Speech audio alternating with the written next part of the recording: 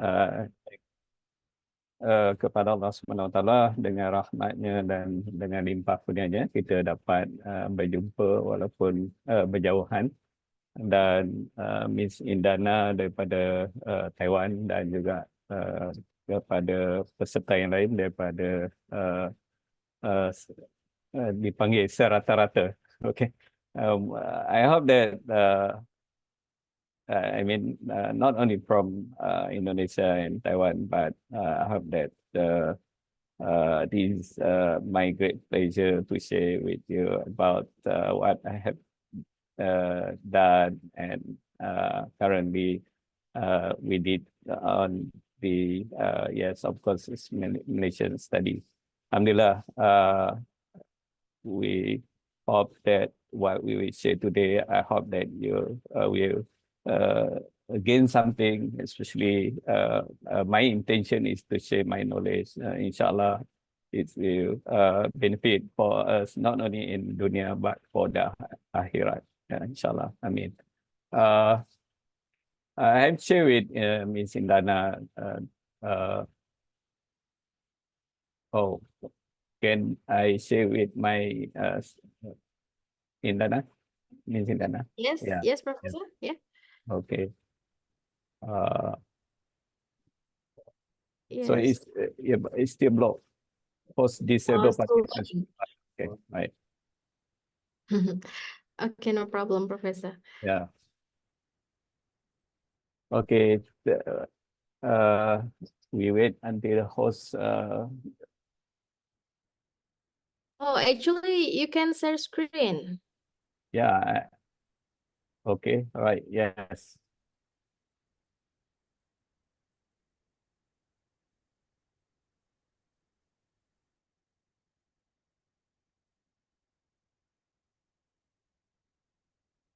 Okay.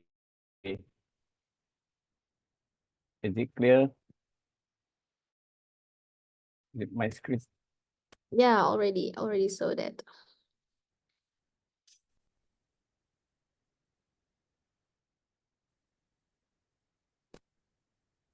Okay. Right. Alhamdulillah. Right. As explained by Ms. Indana, this is just to share because from information that our participant or our attendees today from the various disciplines. So I hope that first part, I would like to introduce to you what is the industry organization. I mean, how we start our disciplines from the industrial perspective. And after that, I would like to share with you what is a project appraiser from the technical perspective.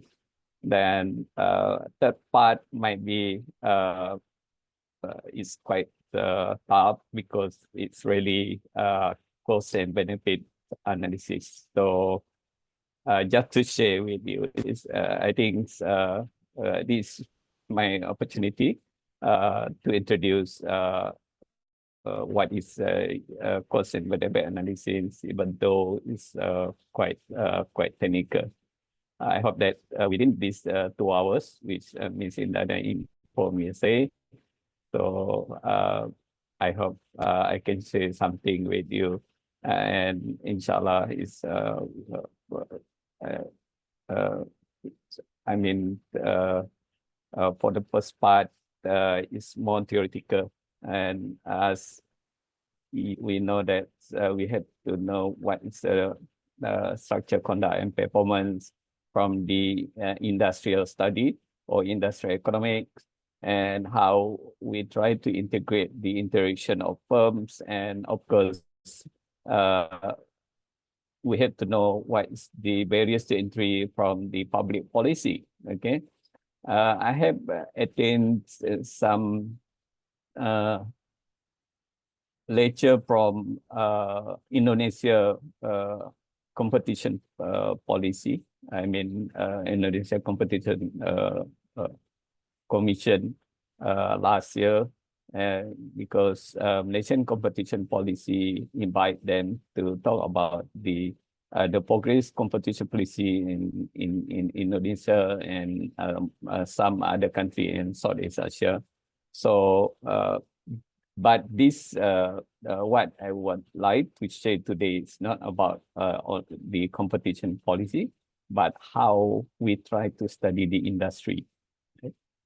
First of all, of course, I would like to introduce what is the structure, conduct, and performance paradigm. Even though it's a lot of economists talk about the structure, conduct, and performance paradigm, but this is basic to understand the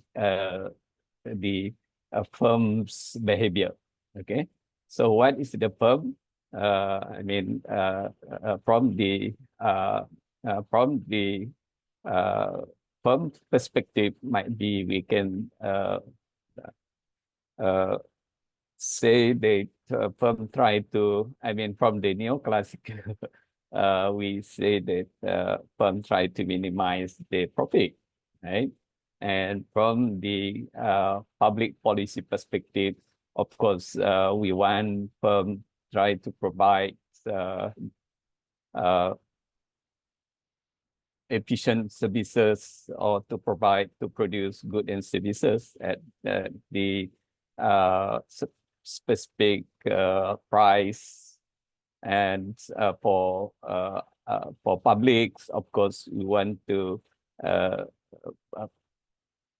raise price with the quality services or quality in terms of goods and services. Okay, that's I mean the basic introduction to the firms. But from the perspective of industry organization, of course, we look from the microeconomic perspective, and we see that firms with the technology try to produce goods and services. I mean, transform with technology from input to output. So that's the important thing, the important point we will try to implement in our appraiser. Okay, especially when there is the location. I mean, the location is underdeveloped. So we try to apply what exactly something interesting in Kalimantan. Okay, right? I mean, I will say something on the border of Thailand and Malaysia, or specifically Kedah, and we try to look at the what is special economic zone in Kalimantan later. Okay, right. So from onwards, of course, some of the economists, they talk about the Chicago School and Harvard School, how these two economic talks are related, because as we know that in other perspective, firm try to maximize the profit or try to innovate or do the research and development. And at the same time, in order to recover their costs, of course, firms will charge at the high price. Okay, right? So that's most of the economic students know about that. But the problem is whether we agree with what we pay. Okay, but from the Harvard School perspective, when there is competition fail or competition failure, so we need government intervention that they different with to approach. But in terms of the I mean the characteristic of Chicago School and Harvard School, of course, both of these schools, they agree that markets must be efficient, right? Yeah. Okay. Is it clear So that's the first thing I wanted to share with you with the first slide. So the the market is efficiency, right? Yeah. So as we know from the microeconomic perspective, so we study the structure of the industry, and of course, uh, first of all, we try to measure the market structure with 0 to 40% considered as perfect competition, and 40% to 60% considered as monopolistic competition, and 60% to 99% is considered as oligopoly. And of course, in reality, we don't have monopoly, but if we measure from the concentration ratio, of course, monopoly is equal to 1, so equal to 100. This is the basic thing, how we try to measure from the concentration ratio. So I hope that this is really interesting. I mean, how we try to know that either your industry is too concentrated, or do new entry or new firm can enter the market. I mean, especially the huge market like Indonesia, with the population is more than, I think more than 300, is it, in Dana? 300 million, the population? Yeah. 270 something. Or 270 something. Yes, that's more than enough for the firms to enter the market. All right. Yeah.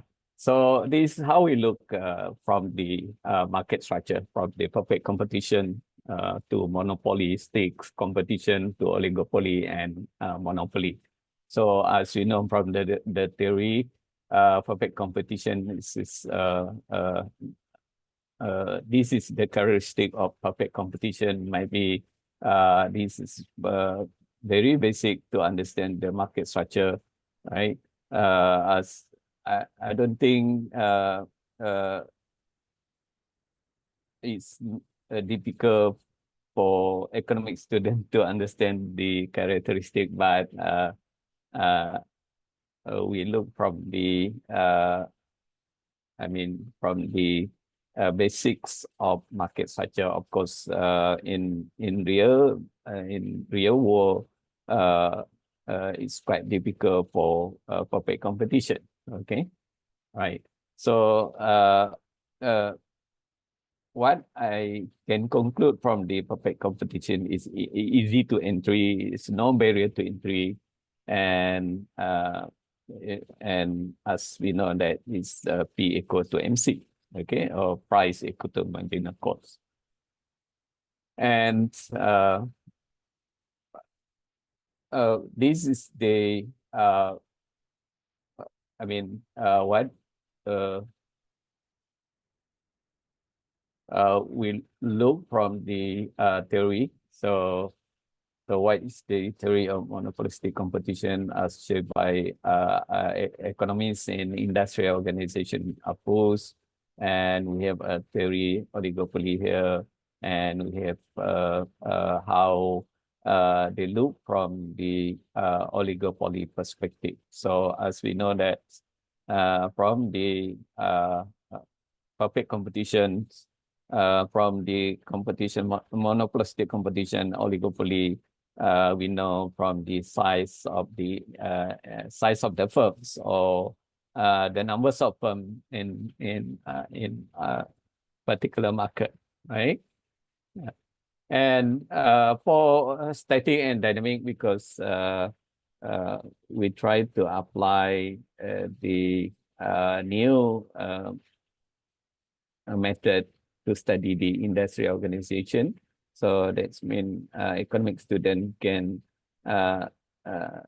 apply econometric, okay, because the new industry organization approach, most of the economists, they try to fit the model to their study. So that means there is not only the structure, conduct, and performance paradigm, but they mix with the econometric, right? And I tried to apply this approach to the various industries, not only in manufacturing, but in service industry or services industry. And the latest study is about the more on the development. Yeah? All right.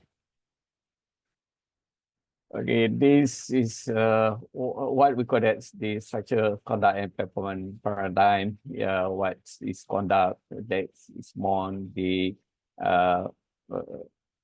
strategic behavior of the firms, as we mentioned before. The market structure is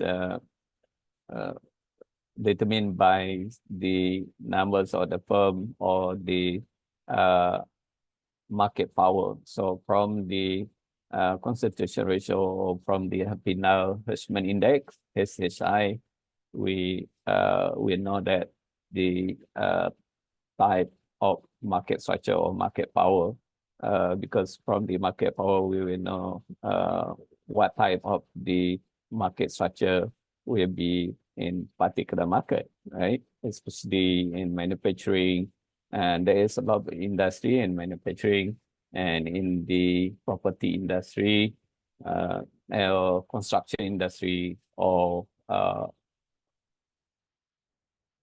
real estate development. Okay, right? So yeah, the first part is the size of the industry. So from the size of industry, we will know that the entry and exit condition, okay, whether the industry is high barrier to entry or low barrier to entry or medium. It depends on the characteristic of the market, right? Normally, in property industry, because most of the firms listed, I mean, in Malaysia, so the barriers to entry is very high because the firm need to provide huge capital in order to listed in Bursa Saham Kuala Lumpur. Okay, and other entry is entry and others barriers to entry is like regulation. Okay, I mean the requirement of the institution or agency or government in a particular district or particular region, might be Jawa restrict compared to other region, like Kuala Lumpur, with the price of the land is expensive compared to Kedah or compared to Kelantan and Terengganu. Okay, right? And the other thing is on the product differentiation. Yeah, of course, firm try to differentiate their product compared to others. Yeah, so that's student can see that what type of the property developed by a developer or by a contractor in certain area, and high density like Jakarta might be more on the high rise, or low density might be a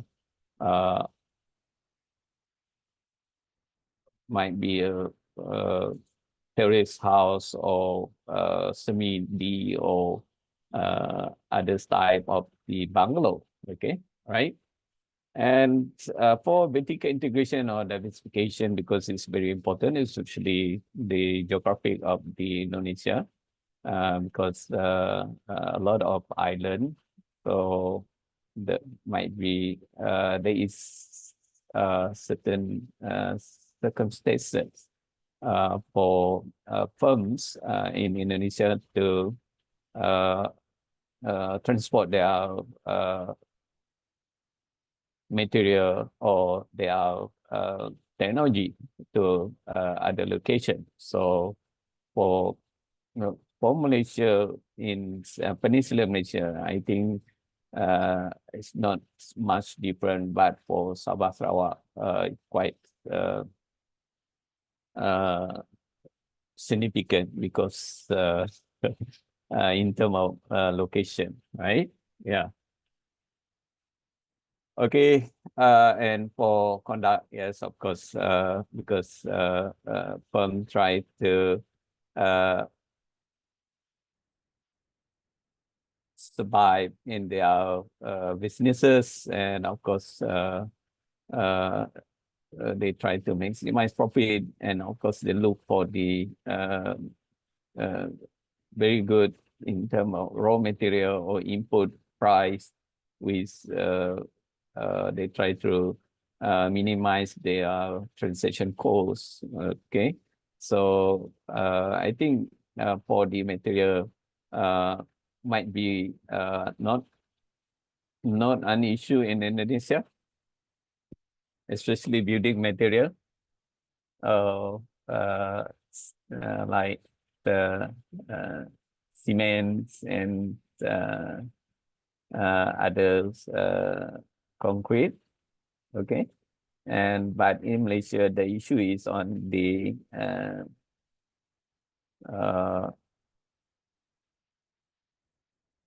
steel, yeah, besi steel, because it depends on the price of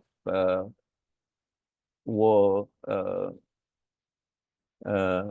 steel. Yeah, so it's quite difficult for Malaysia, and some of the raw material is imported from Indonesia. Yeah. And yeah, for others like pricing policies and product design, innovation, research and development, and might be interesting because we if we apply to the Indonesia cases, because of the lot of island, so we have issue to study. Okay, and the research and development is very important, since Indonesia has a huge population, and at the same time high of talent. I think it's one of the interesting factor for Indonesia, especially in terms of economic development. If we look from the growth theory, in terms of the human capital, right? And we look at the possible interaction of the firm, especially from the oligopoly.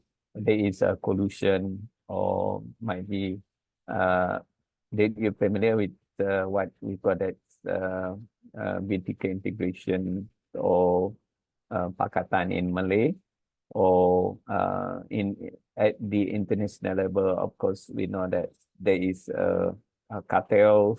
Okay, and might be there is there's some issue we have to look, especially when we try to study the project appraiser, and to conclude our findings. Okay, and another issue in industrial industrial organization is merger, and this is very important, especially the country like Indonesia, because is very significant when two of firms merge, all right? So they can increase their market power, and they will be, the impact is will increase the barriers to entry to new entry. Okay, so I think this is interesting. Might be students will look into this issue, especially from the industrial organization approach. Yeah. In terms of performance, yes, because there is another thing here, because sometimes my approach is on the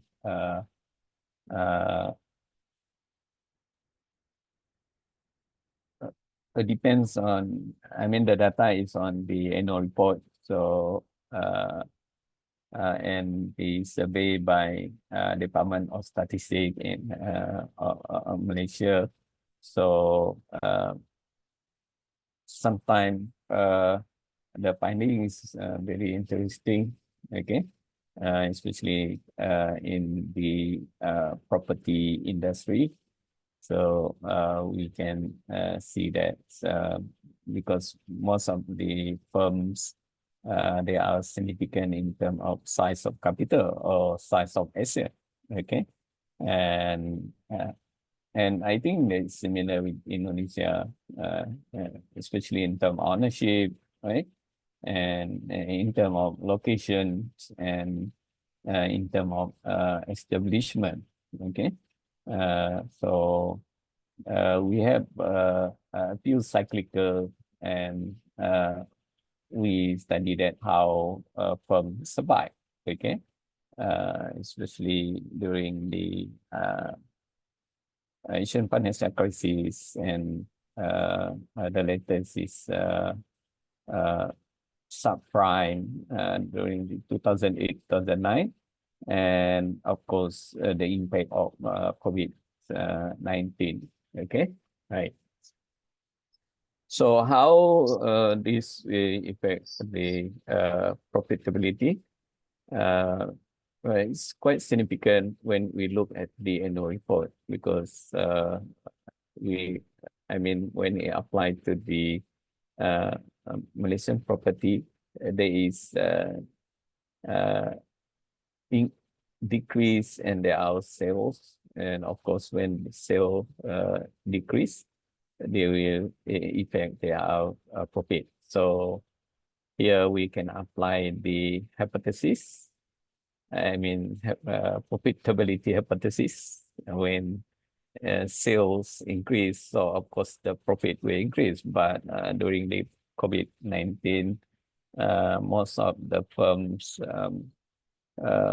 they have obstacles in order to increase their sales. Okay, right. And yes, of course, when we talk about the technology, after the COVID-19, technology is very significant.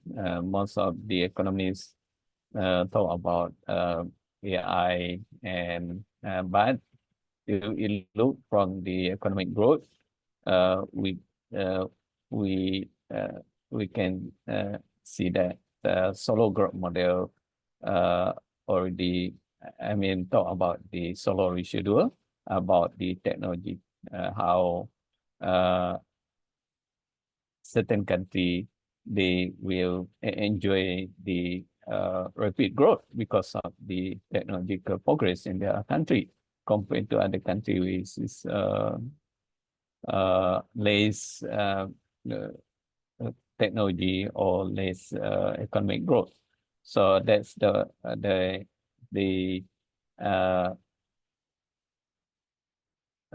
factor which is quite significant with the technology.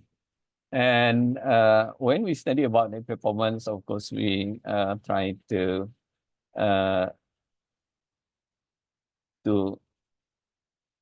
contribute to the firm. So we try to look at the production cost or product profit or production efficiency or allocative efficiency.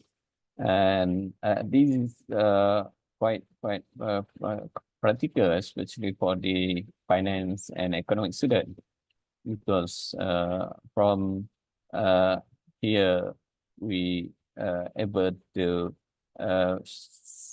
see, I mean, our findings will be valuable, especially for the firm growth, right?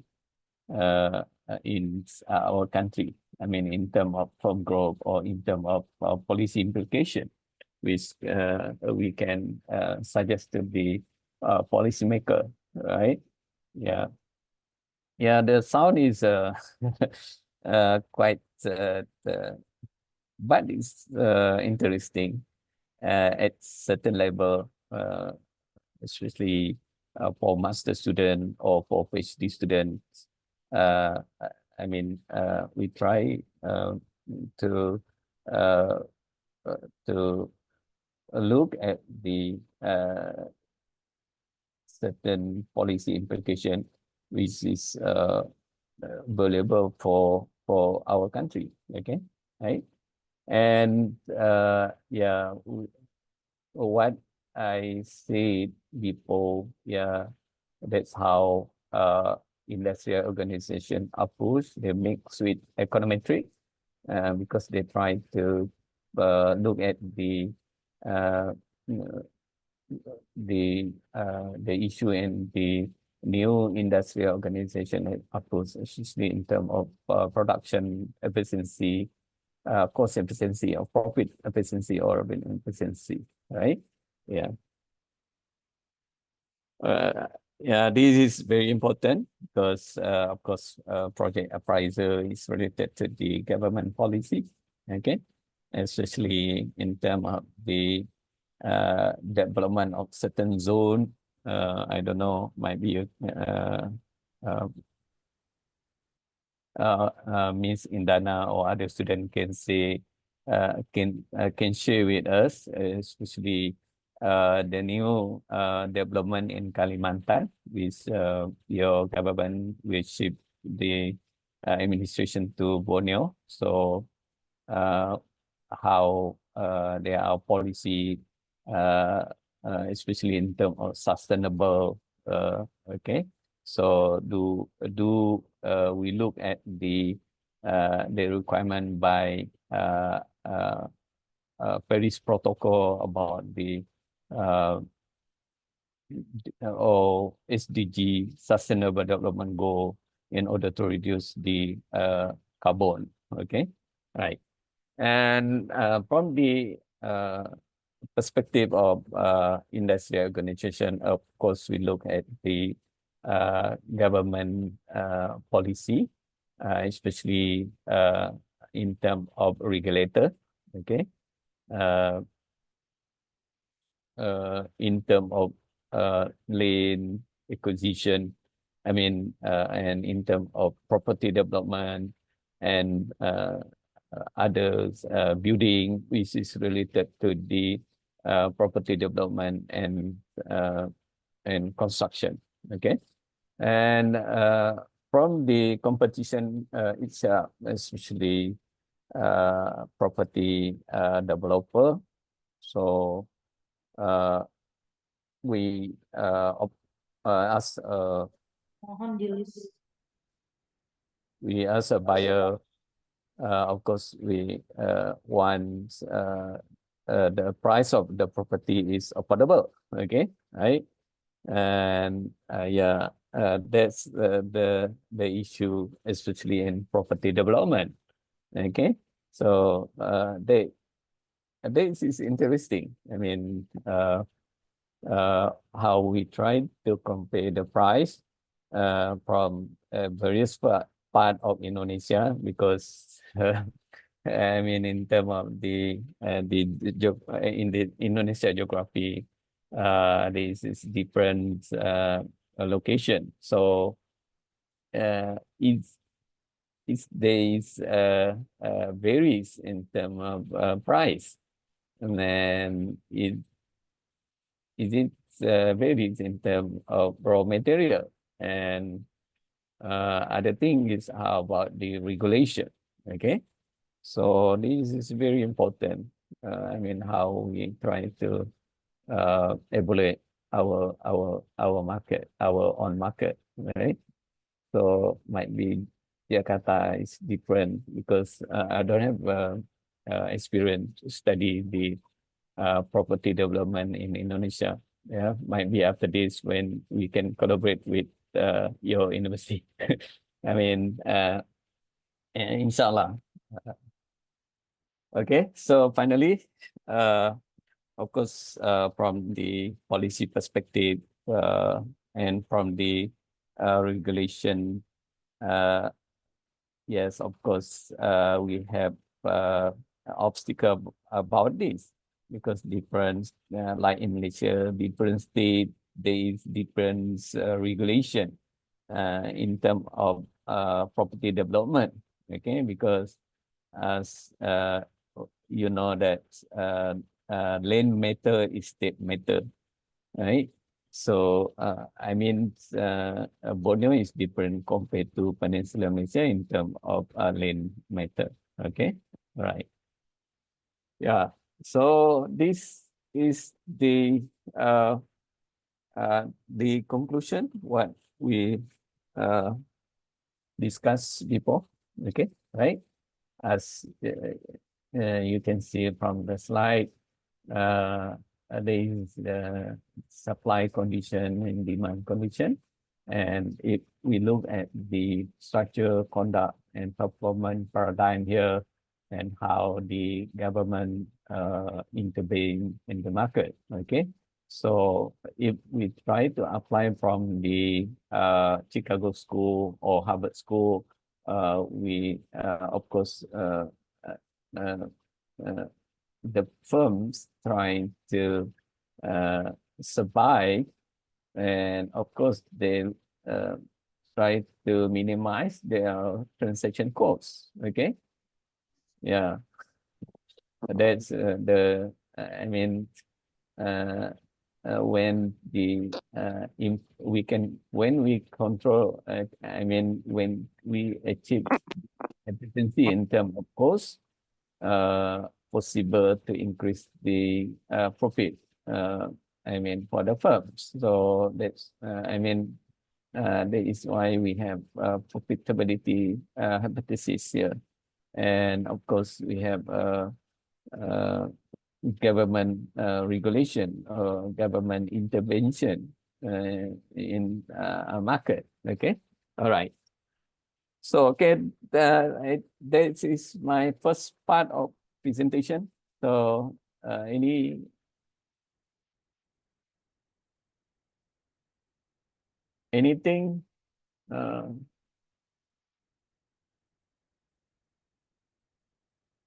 you want to know about the structure of conduct and performance paradigm before we proceed to the little bit practical?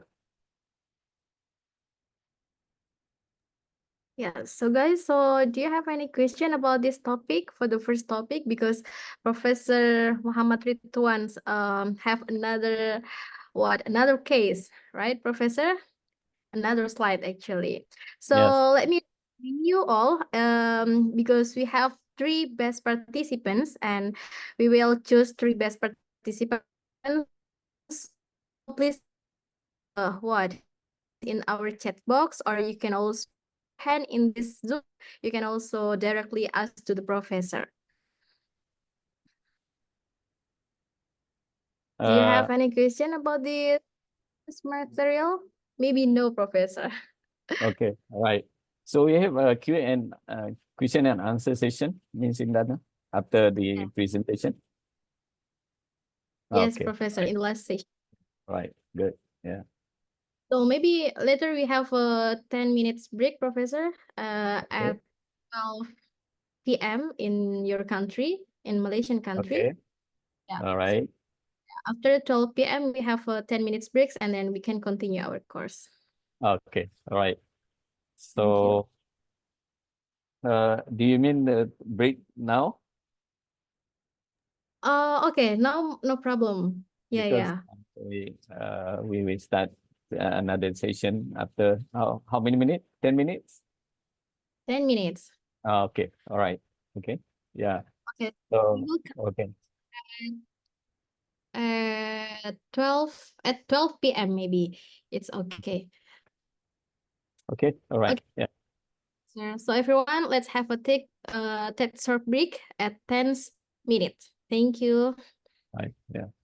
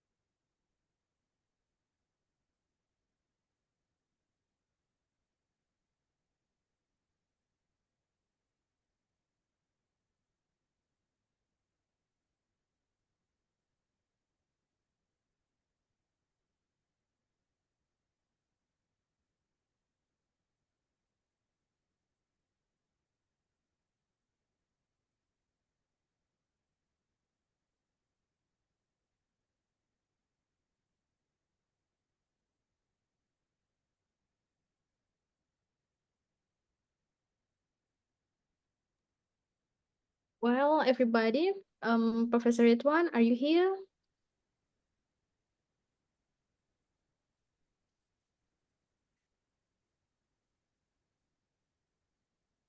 Professor? Yeah. Hello? Baik. Okay, Alhamdulillah. Syukur kepada Allah SWT dengan limpah kurnianya kita bertemu kembali.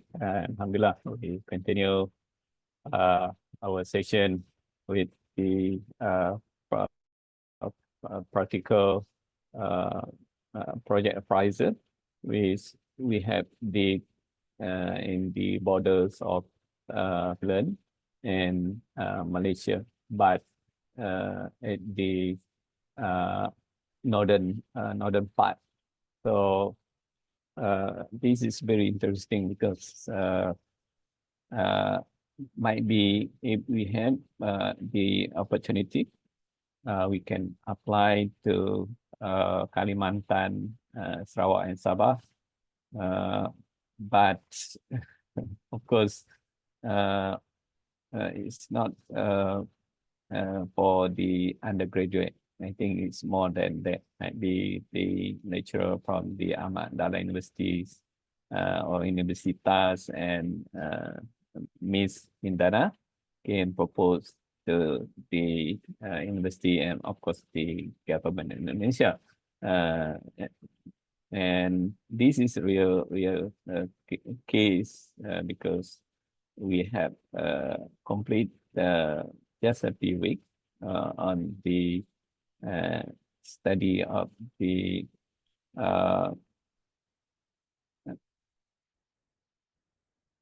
project appraisal and cost and benefit analysis. Okay, and if we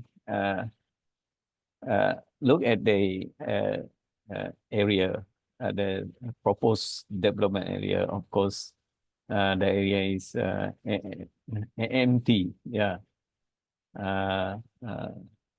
Yeah, it's like what we have in Kalimantan. Yeah, but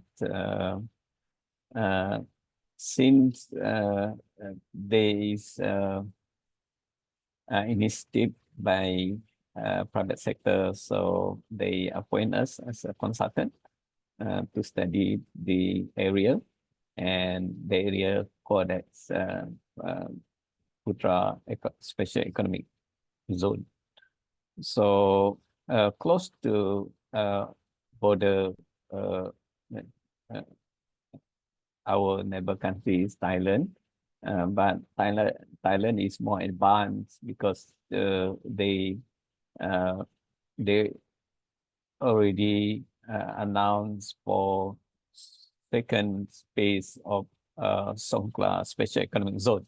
Okay, but what I have here from the newspaper, the government of Sarawak and Sabah, they in planning in order to develop the special economic zone at Kalimantan. So that means might be some researcher from Ahmad Dahlan Universitas can propose to the government of Indonesia to study the in terms of the project appraisal or cost and benefit analysis at a certain area, which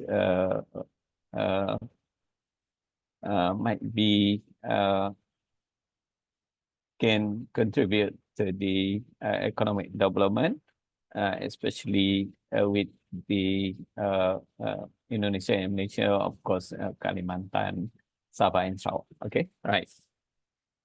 So any question on that area, especially Thailand and Indonesia is a northern part in the Malaysian Thailand border. Yeah. Even University Utara Malaysia is close to the border, yeah, close to Bukit Kayu Hitam border. Yeah. So it's quite interesting because we need to do the work with the Malaysian trade in industrial industry in Malaysia and both countries and Thailand. Of course, we have to get permission from the government of Thailand because we study the to apply the some method of project appraisal, and of course we look at the cost and benefit analysis. So first of all, of course, look at the finding characteristics. So the first is we look at the various factors because there is the important thing. This is why I like to promote industrial organization for for students Ahmad Dahlan universities, because when you understand the industrial organization, so it's helpful to study the industrial integration, especially from the downstream and upstream, right? Yeah, it's very important. Yes, of course, we need talent on this study, and at the same time with the government agency and the private sector to involve. Second part is trade and logistics. So this is quite tough because we have to.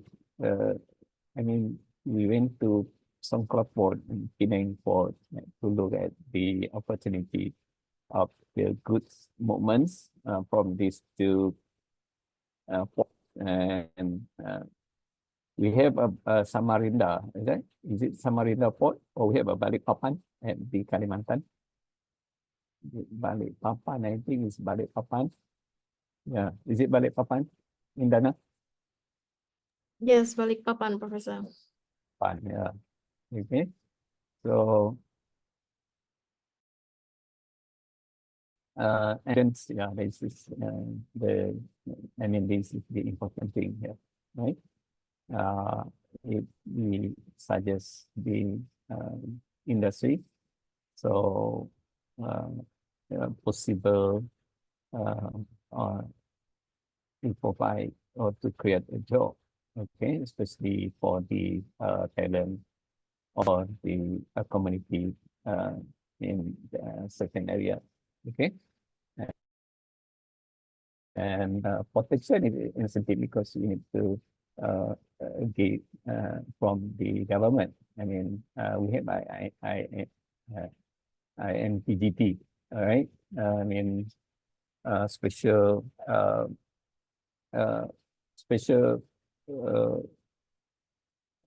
multilateral trade between Thailand, Indonesia, and Malaysia. Okay, INPGT.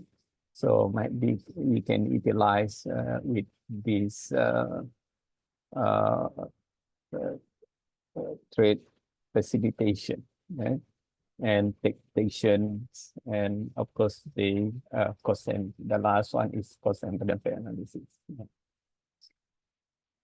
Okay, so in order to get some information about this study, so we try to compile, right, class, with Poland, China, and India.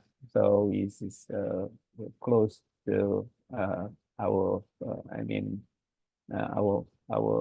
findings. Okay, so different countries, different special economic zone. So that means the your competitive advantage, okay, especially in terms of raw material, yeah, the abundance of natural resources and the abundance of talent, semua ada di Indonesia, okay, right? So I think not only in terms of talent, but in Kalimantan or in other region, you have competitive advantage. Yes, even in terms of size of population, you already have, yeah, itu sudah lebih daripada mencukupi. That's why when there is a change program between, I mean, I have now I have one from one student from Indonesia, right? So I'm always talk about the competitive advantage of Indonesia, especially in terms of the rapid growth of Indonesia, yeah, okay, and the talents, and of course the what we call it, the raw, I mean the raw material, okay, right. So that's how we try to get I mean to accommodate what we try to price from our study, or evaluate from our study. So yes, very important. I mean, if we know the background, okay.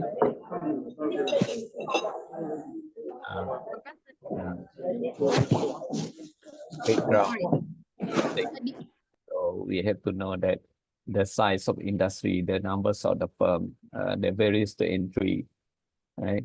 So from there, we will know that which agency involved, which kementerian or ministry involved in that particular industry. So that's why I'm suggest that yes, we can start from the economic development, but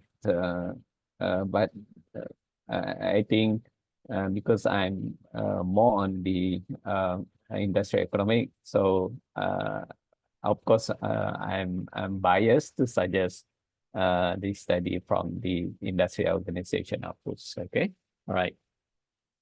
Okay, Professor, I'm sorry. Do you share some slide? Yeah. I'm sorry. Yeah, because it doesn't appear, Professor. Yeah. You can see my material? I can see, but this is the material at the first slide.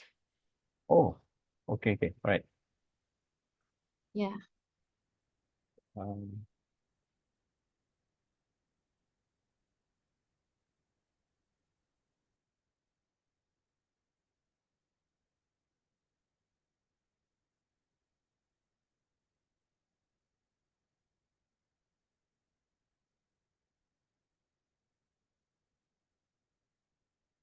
Indana, can you see me?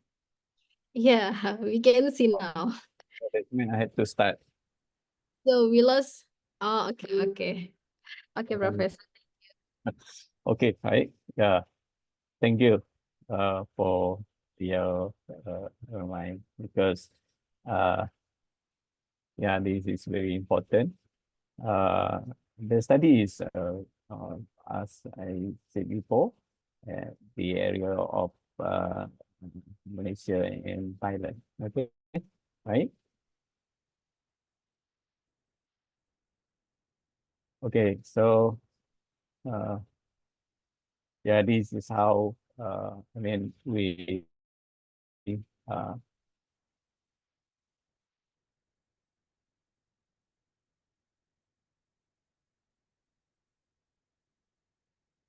is how we look at the other special economic zone. So I hope that Indonesia also try to implement the same thing, not only at Kalimantan, might be other certain part of the Indonesia. And this is really interesting. I mean, of course, it depends on the government policy. in order to increase their here is foreign investor or FBI, foreign direct investment. Of course, this is an important thing because we try to provide a job with our talent or with our, our labor. And here is because we try to tap the business and of course, in other words,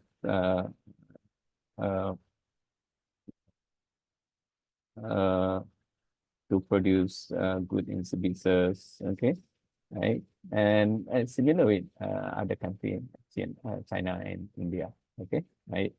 So from the social perspective or socio-economic, of course, we try to increase the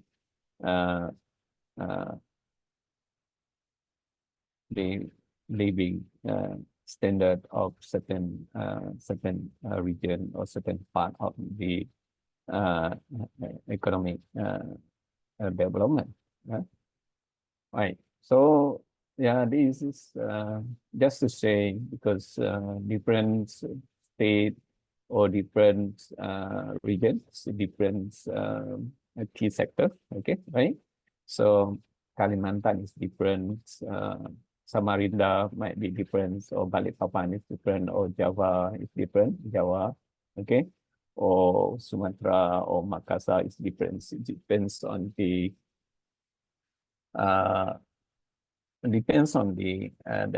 competitiveness of your island or your location. But the great thing is because you have natural resources like ports, okay, so you have opportunity because you have a deep sea port, okay, and others like you have, I mean, the Indonesia is advanced in terms of textile, garments, or in the industry, okay, and even our country is import from, I mean, the textile industry is import from, we have to import from Indonesia, okay, right, yeah, and even the other raw material, yeah, okay, and this is the way we study. So let's say, and I think this is application, okay. So if you want to ask something, and then you can ask because this is the application. It's not theory anymore, right? Okay, is it okay, Miss Indana? Because this application, yeah. If there is any question and answer, then I can you can interpret or you can interpret. Okay, right? So this Yeah, how try to know the background of the certain state or certain area. So if we want to study the Kalimantan area, so that means we have to know the I mean the background of certain regions. Okay, let's say Sabah, Sarawak, or Kalimantan.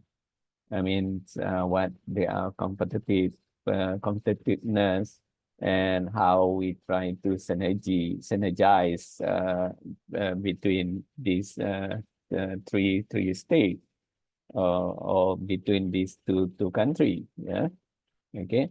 So yes, we have a port at is it Samarinda, Indana? Samarinda, right? yes, Yeah. Professor. Yeah. Okay. Right. So Balikpapan, Pak. yeah, and uh,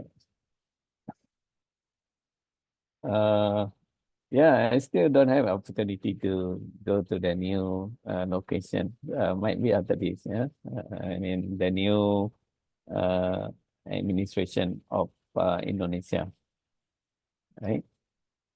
And this is the data. Okay, right? So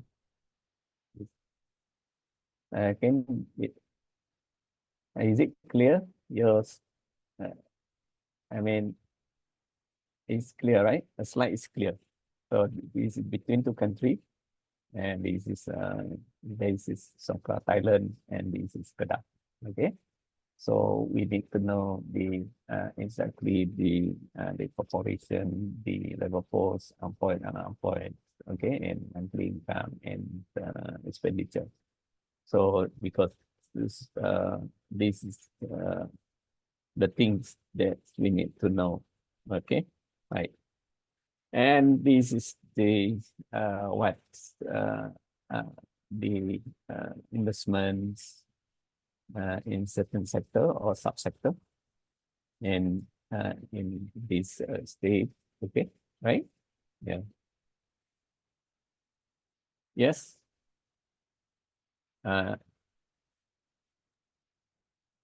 You have a question? There is a question from Ethel. Okay, Professor. Okay, Ethel, could you... Hello, Professor. Yeah. Thank Silakan. you. I have a question on the previous slide. You were showing the socio-economic background. Okay, economic background. Yeah, there. I am just curious on the first one is national, and then we have PEDA state, and then PEDA term. I think. Yeah. On the poverty rate, especially, how come on the national is lower than the state? I was thinking maybe because the national is higher, is getting like, let's say, Kedah state in it as well, Pedantera in it as well. So the poverty rate should be a bit higher for the national than the other state. How come? Oh, you also income? Yeah, house income, especially on poverty rate.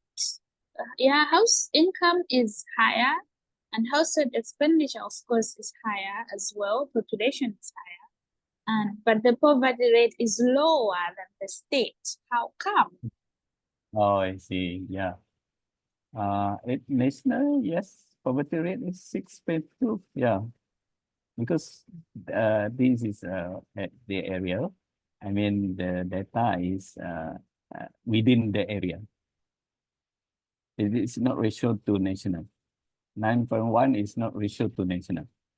9.1 is ratio to state. We have 12 district in Kedah. So 9.1 is ratio to the 12 district in Kedah. Do you get it? All right, Professor, I do get it. Yeah, so But let's take Kedah, that's mean ratio to Malaysia as a whole. oh, okay, fine. Kedah is the second highest poverty rate in Malaysia. All right, thank you, Professor. So this ratio to state, this state ratio to country. Okay. Okay, thank you, Professor. Okay. Right.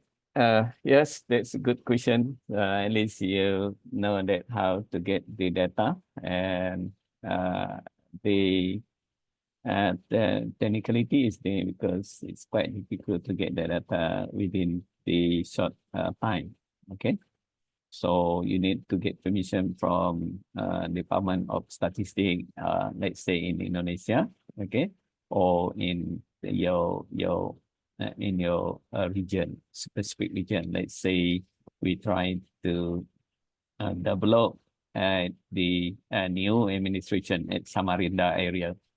Okay, so that's mean we had to get the data from the Indonesian government or the local authority at the Samarinda. Okay, right. Yeah. Okay, in terms of the sector and subsector, yes, of course, you know, you have to know which sector and subsector contribute to your region. Okay, let's say Makassar. Just for example, Is it okay in Dana? They say Makassar. Okay. So what is the highest contribute to Makassar? Okay. Ada? For Makassar, let me check first, actually, Professor, from Makassar. Or from other region? Maybe you can say something. Okay, right? So I mean sector, service sector, services, or manufacturing, or agriculture, or construction. I mean property. Normally property is under services. Okay, right? In Malaysia, property is under services. Only construction. Construction is a different sector. So in Malaysia, we have a 5 sector. First sector is services. Second is manufacturing. Third is construction. Fourth is agriculture. And fifth is mining and quarrying. Okay, right? This sector is contribute to GDP, Malaysian GDP. Yeah.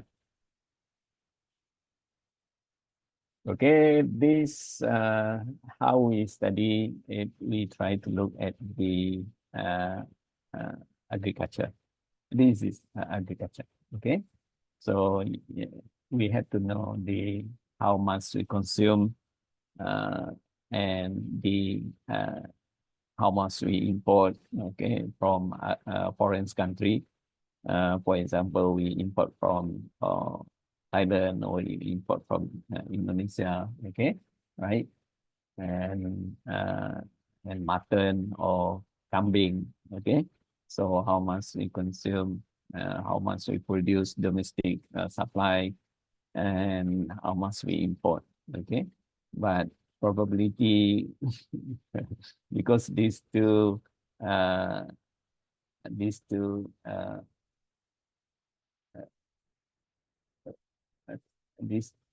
industry we are dependent too much on import. Yeah, because the domestic supply is not enough. Yeah. Okay.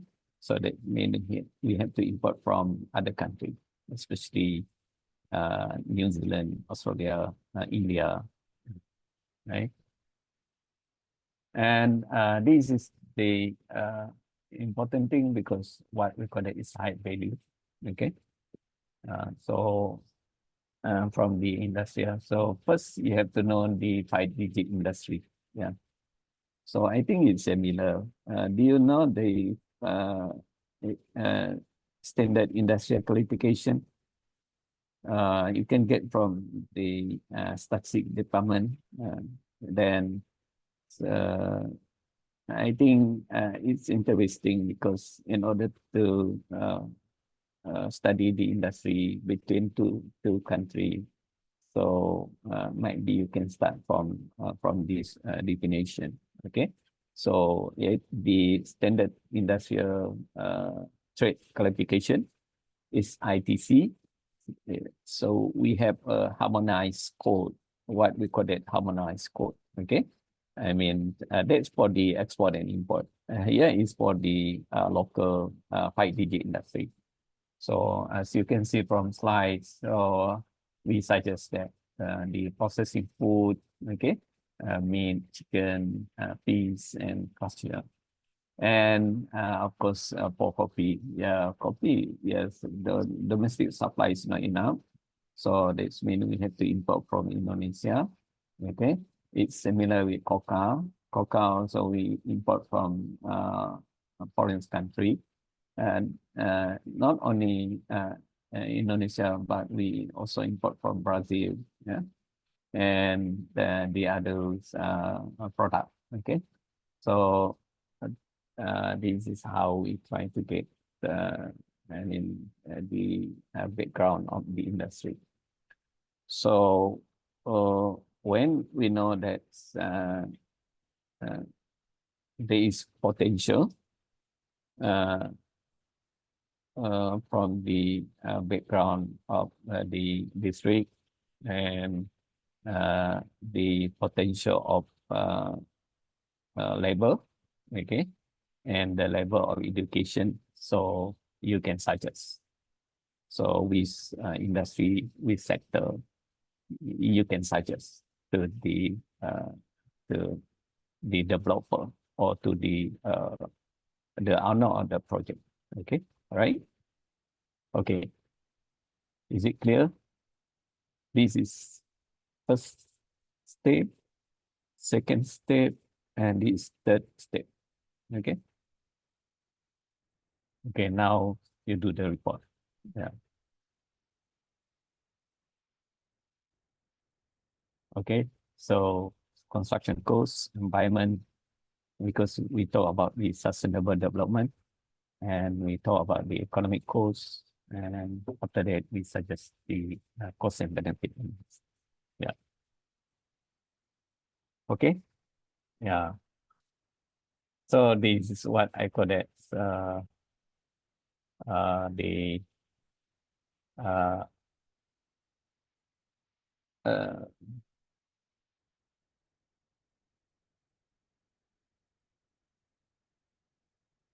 suggestion from us. Okay, right? Yeah. So this is from the property perspective. Okay, right? So it's based on the location, the availability of land, and we get the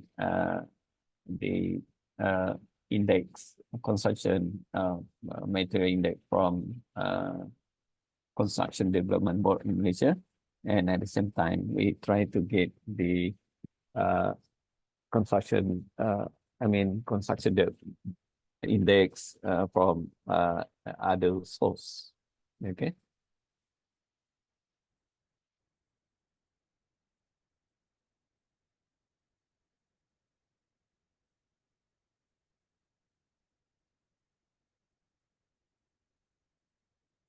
In Malaysia, we have construction development index. Is developed by Construction Development Malaysia, CIDB. Okay, might be different countries, different things. Okay, Indonesia is different, but normally some of the material look like same, because every building we utilize the cement, steels, okay, and of course lumber and the other material. Okay, all right. So any question?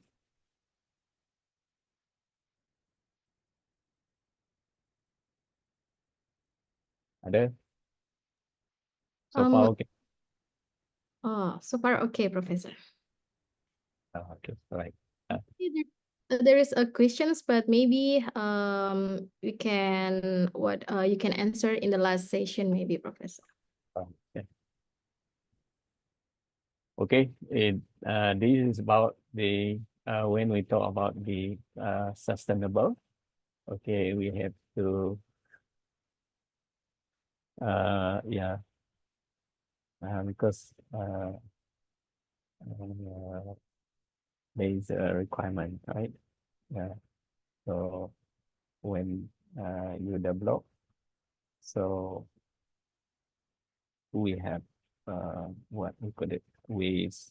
So, but when a country they try to achieve less carbon, so most of the country they try to implement the circular economy. Okay, it's not new thing, right? Circular economy. Okay. Because as you know, that linear economy is different. We plant something, after that we let's say palm oil, okay, and then we are not recycle. We just get the palm. I mean the oil, I mean the palm oil from that bunch. Okay, that's we call it linear economy. But for circular economy, we try to circulate the waste in order to produce something. But that is quite new for me. Yeah, especially the hydrogen industry and the biomass industry. Yeah. So yes, might be we can look at this industry.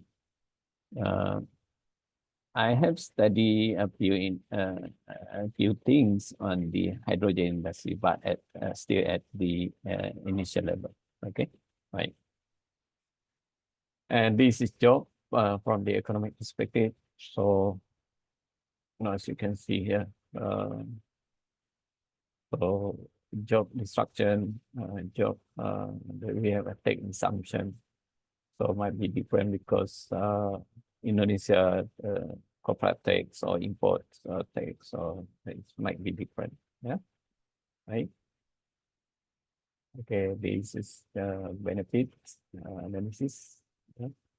Right, as you can see from the other side, on your left there. There is I mean the few things we consider in our analysis. Okay, right. And this is the property development analysis, and this is just for the proposal. Okay, right. And when the developer develop the property, so this is the type of property. So we I mean our analysis show that there is positive revenue. Okay, right. Within the certain period. Yeah. Okay, right. So this the input here, and this is how we calculate. Okay, and the total of here is 25. Yeah. All right. Okay, so this total, yes, it's huge. Yeah, and this is total cost ratio. And yeah, this to calculate the cost and benefit analysis. Okay, but this depends on the your, I mean the source of I mean the economic source, at the same time the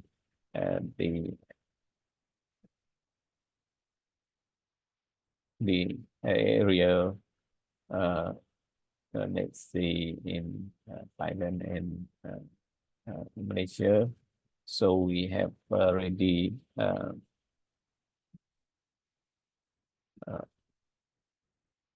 port like Songkla or Penang, and we have available custom complex, which we call that CIQ, custom immigration complex. Okay, right, partners. Yeah, and this is IRR for the project.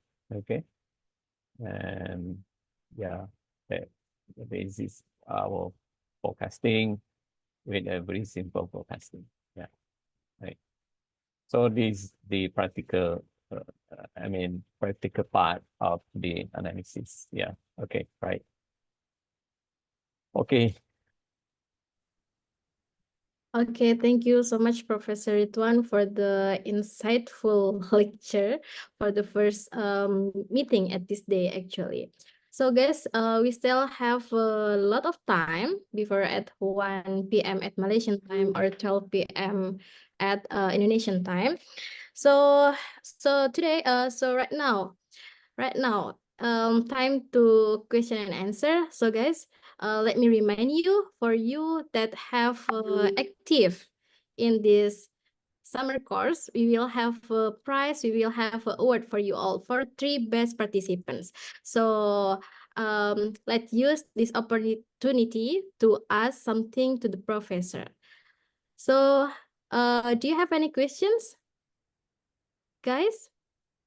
if you have any questions, you can raise your hand in this Zoom meeting, or you can write down in our chat box actually.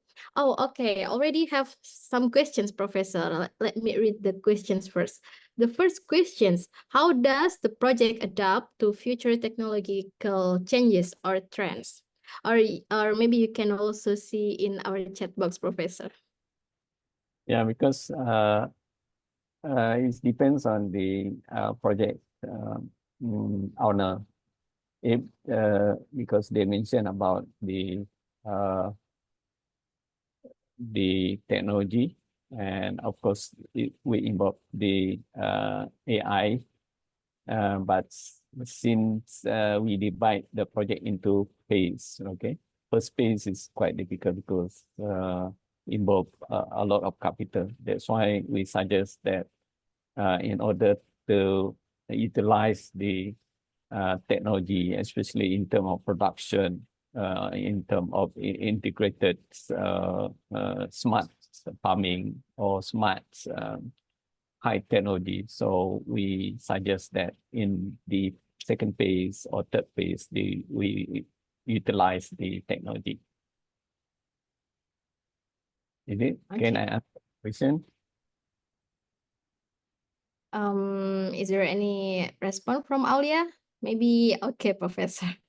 So the next questions: only the energy usage and CO2 emissions were reported. Does the project appraisal consider other SDGs indicators such as social and governance index, Professor? Because just now we just know about the energy usage or CO2 emissions. Is there any indicators from SDGs? Oh, no.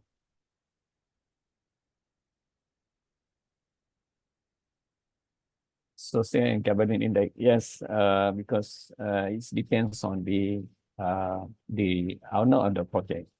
But we suggest first is on CO2, second is on the government compliant with the green technology, and because from they give us 25 years lifespan, so that's mean the industry needs to meet the requirement by SDG itself. Okay, so that's why we suggest that the type of industry need to meet the circular economy. Okay, so that means not implements the technology like linear economy. Okay, so that means reuse, recycle, and all these things. Yes. Okay, is it can answer your question? Yeah, yeah. Yes, we can suggest, but utilize a lot of capital. They're very expensive. Yeah, very expensive. Even with small area, if we suggest the circular economy, sometimes it's not economy of scale. So that means you need specific area and must achieve the economy of scale. So if small area in the short run, it's not really, I mean, maybe in the first phase, not recommended to apply for the circular economy. Okay. Yes, Professor, because actually production is so important, but another thing that important is the environmental friendly. Yes, and another question, Professor, for the implementation of this project, how much time it will take for developing countries? Yeah. From the theory, yes, we can see that we have a emerging country, right? Like Japan, which is very fast, and we have a less developed country like Africa, and we have a giant like Indonesia. Okay, sleeping giant like Indonesia. So now the Indonesia just wake up. I think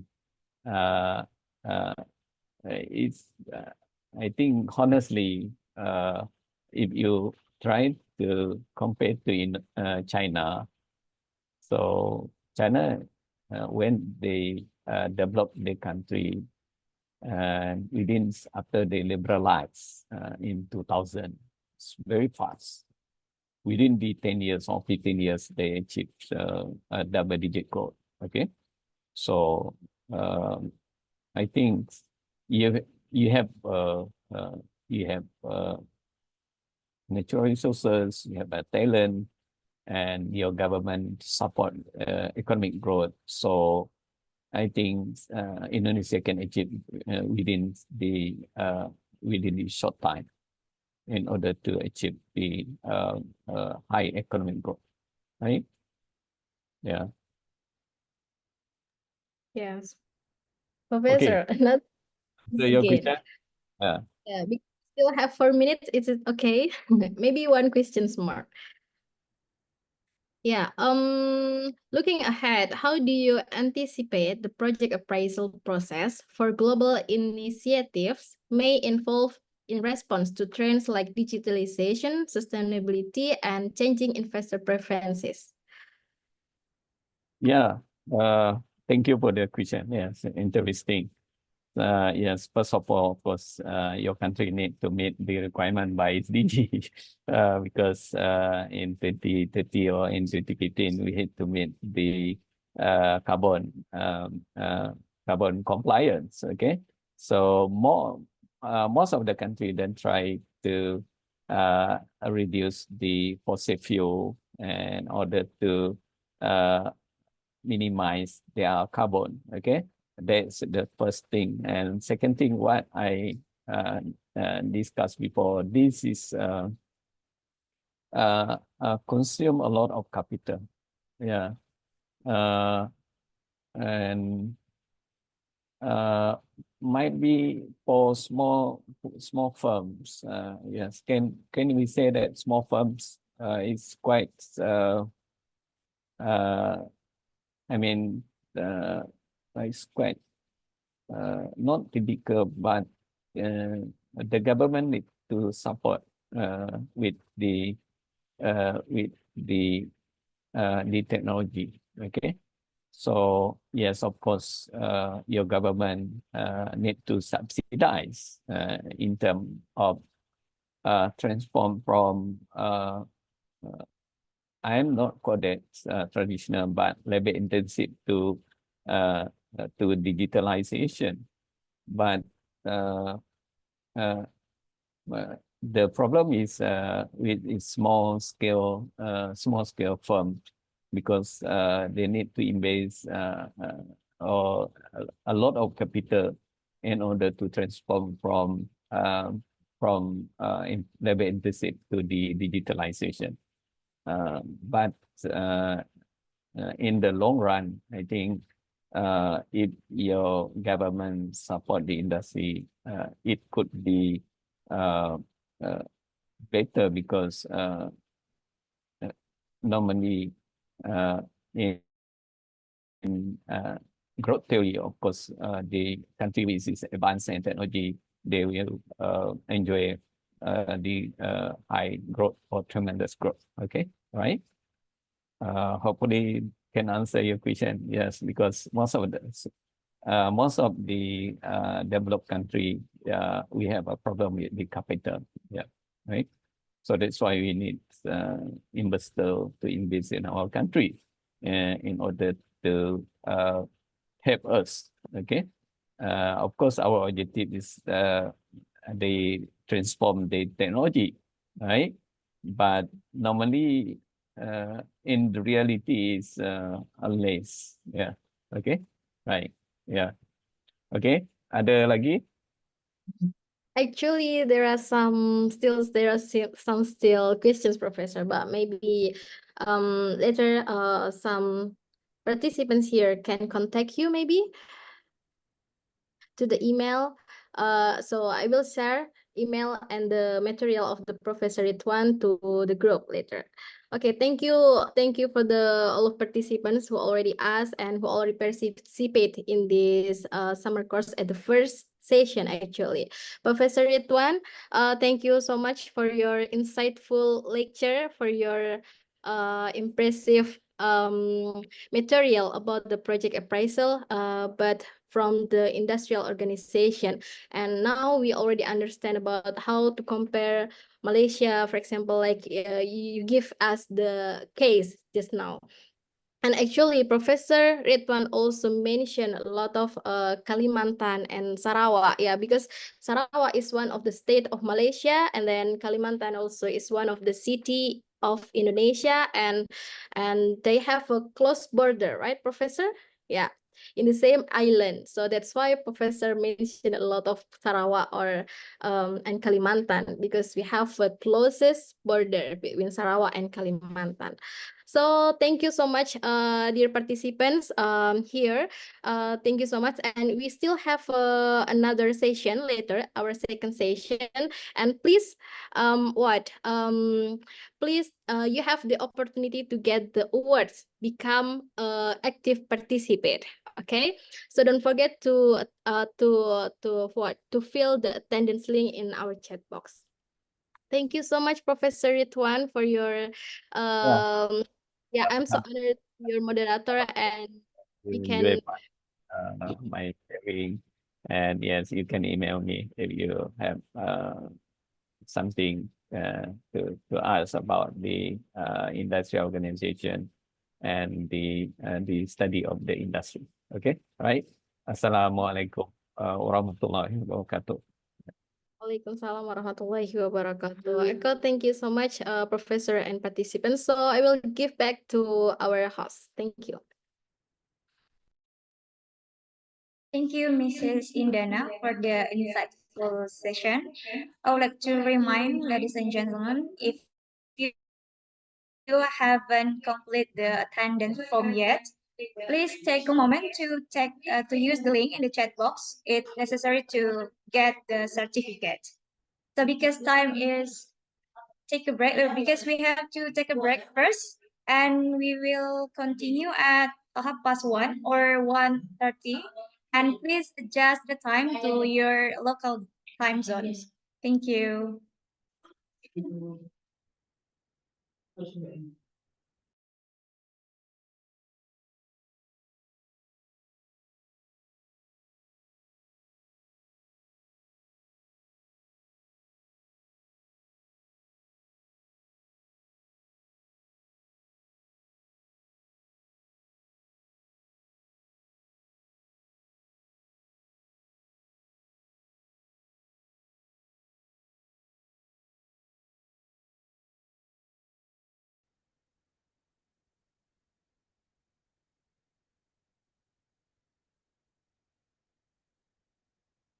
Okay. Mr. Mahrus, could you hear me? It's okay? Okay, yes, clear? yes. It's clear? Apa? Nggak dengar ya, Yeah. Bu? Okay. Yes. Yeah. Thank can you, hear Mr. you. Mahrus. Okay, Bu. My name is Uswatun Hasanah, like Mr. Mahrus. I'm a lecturer in Ahmad Dahlan University.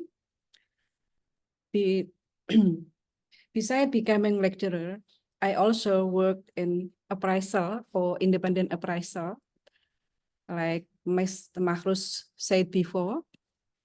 I think I will start my topic. I choose my topic is optimization of asset in local revenue improvement. Before I discuss the main topic, I will share the preface to help you understand what the main of the topic.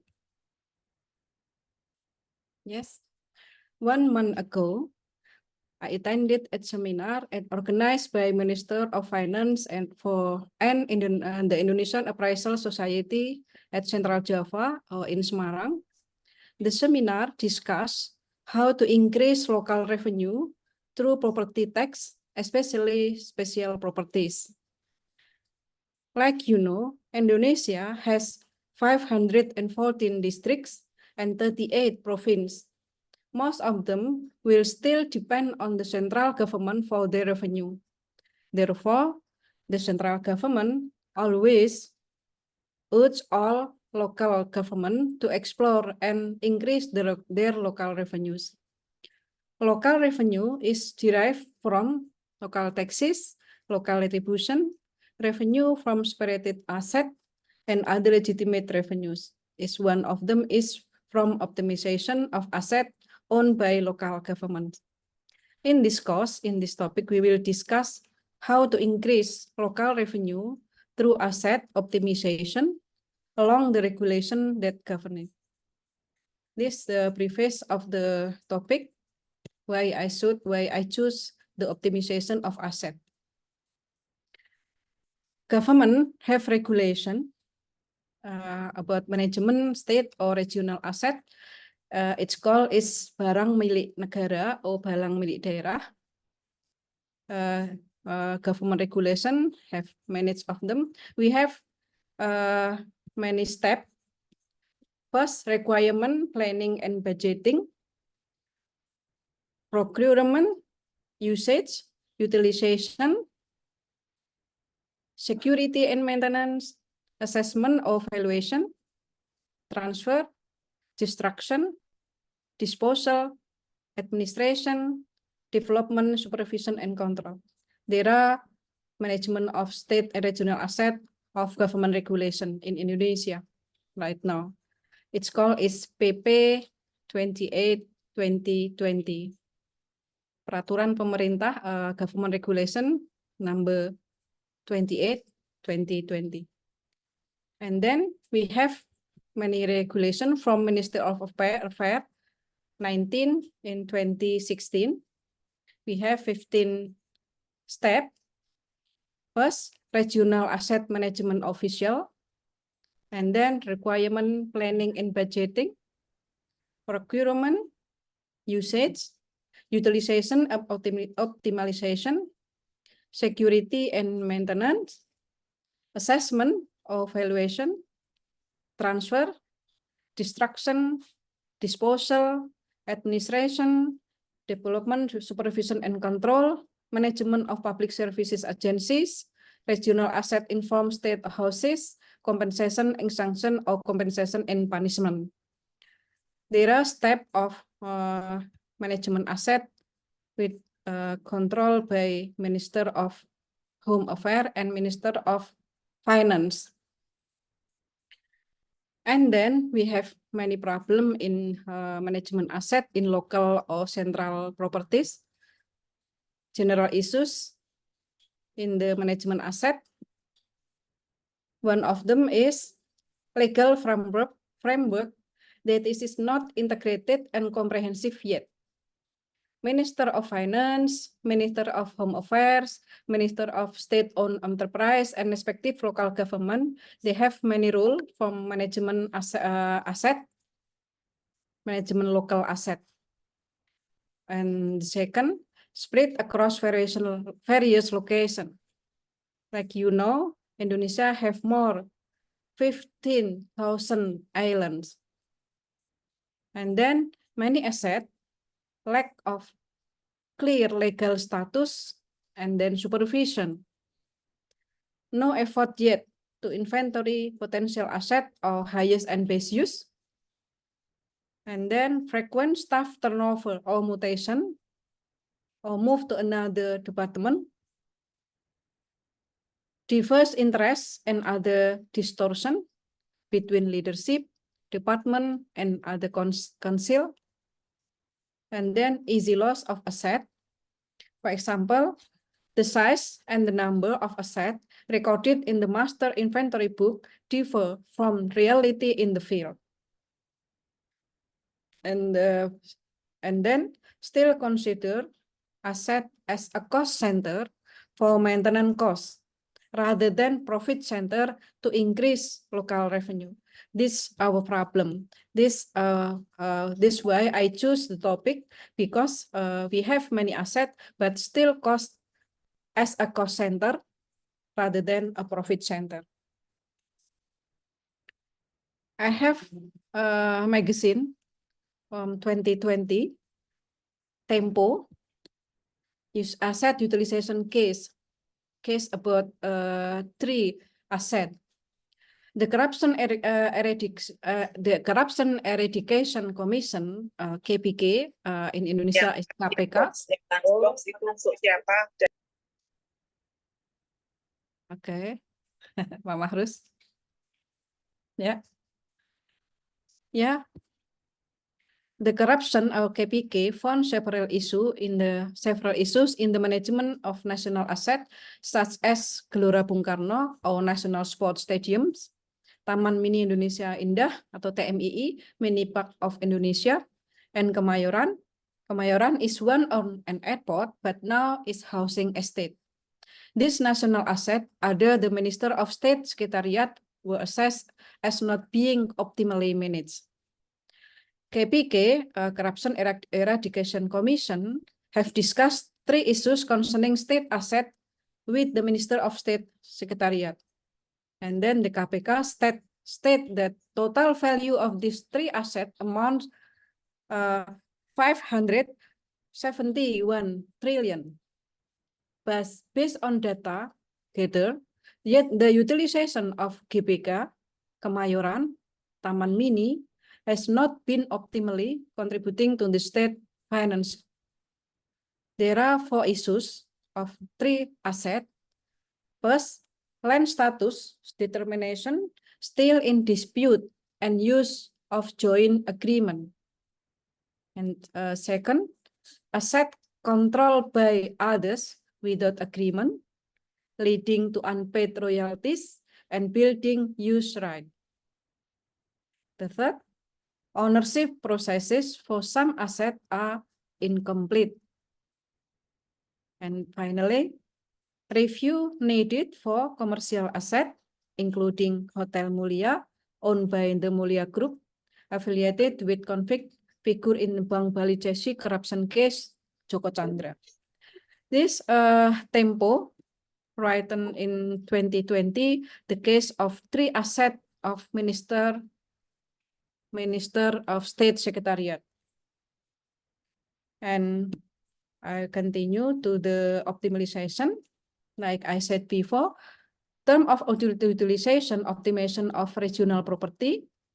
Regional property asset may be carried out as long as it does not disrupt the implementation of tasks and function of regional province atau regional governments.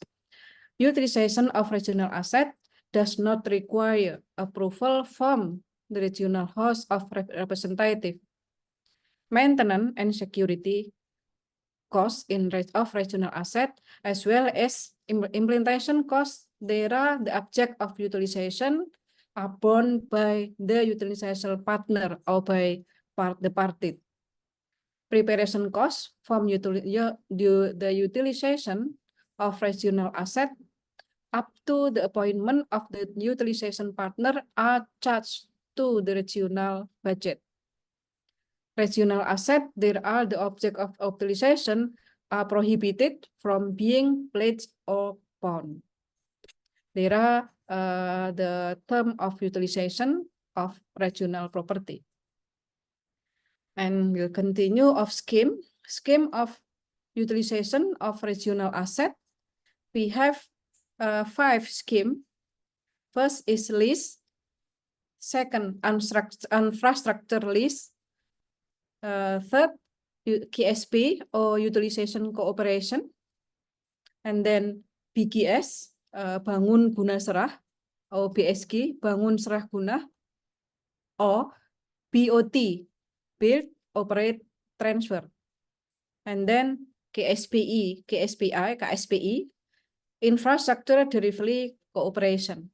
We have 5 schemes, but and in the second use factory list, I didn't.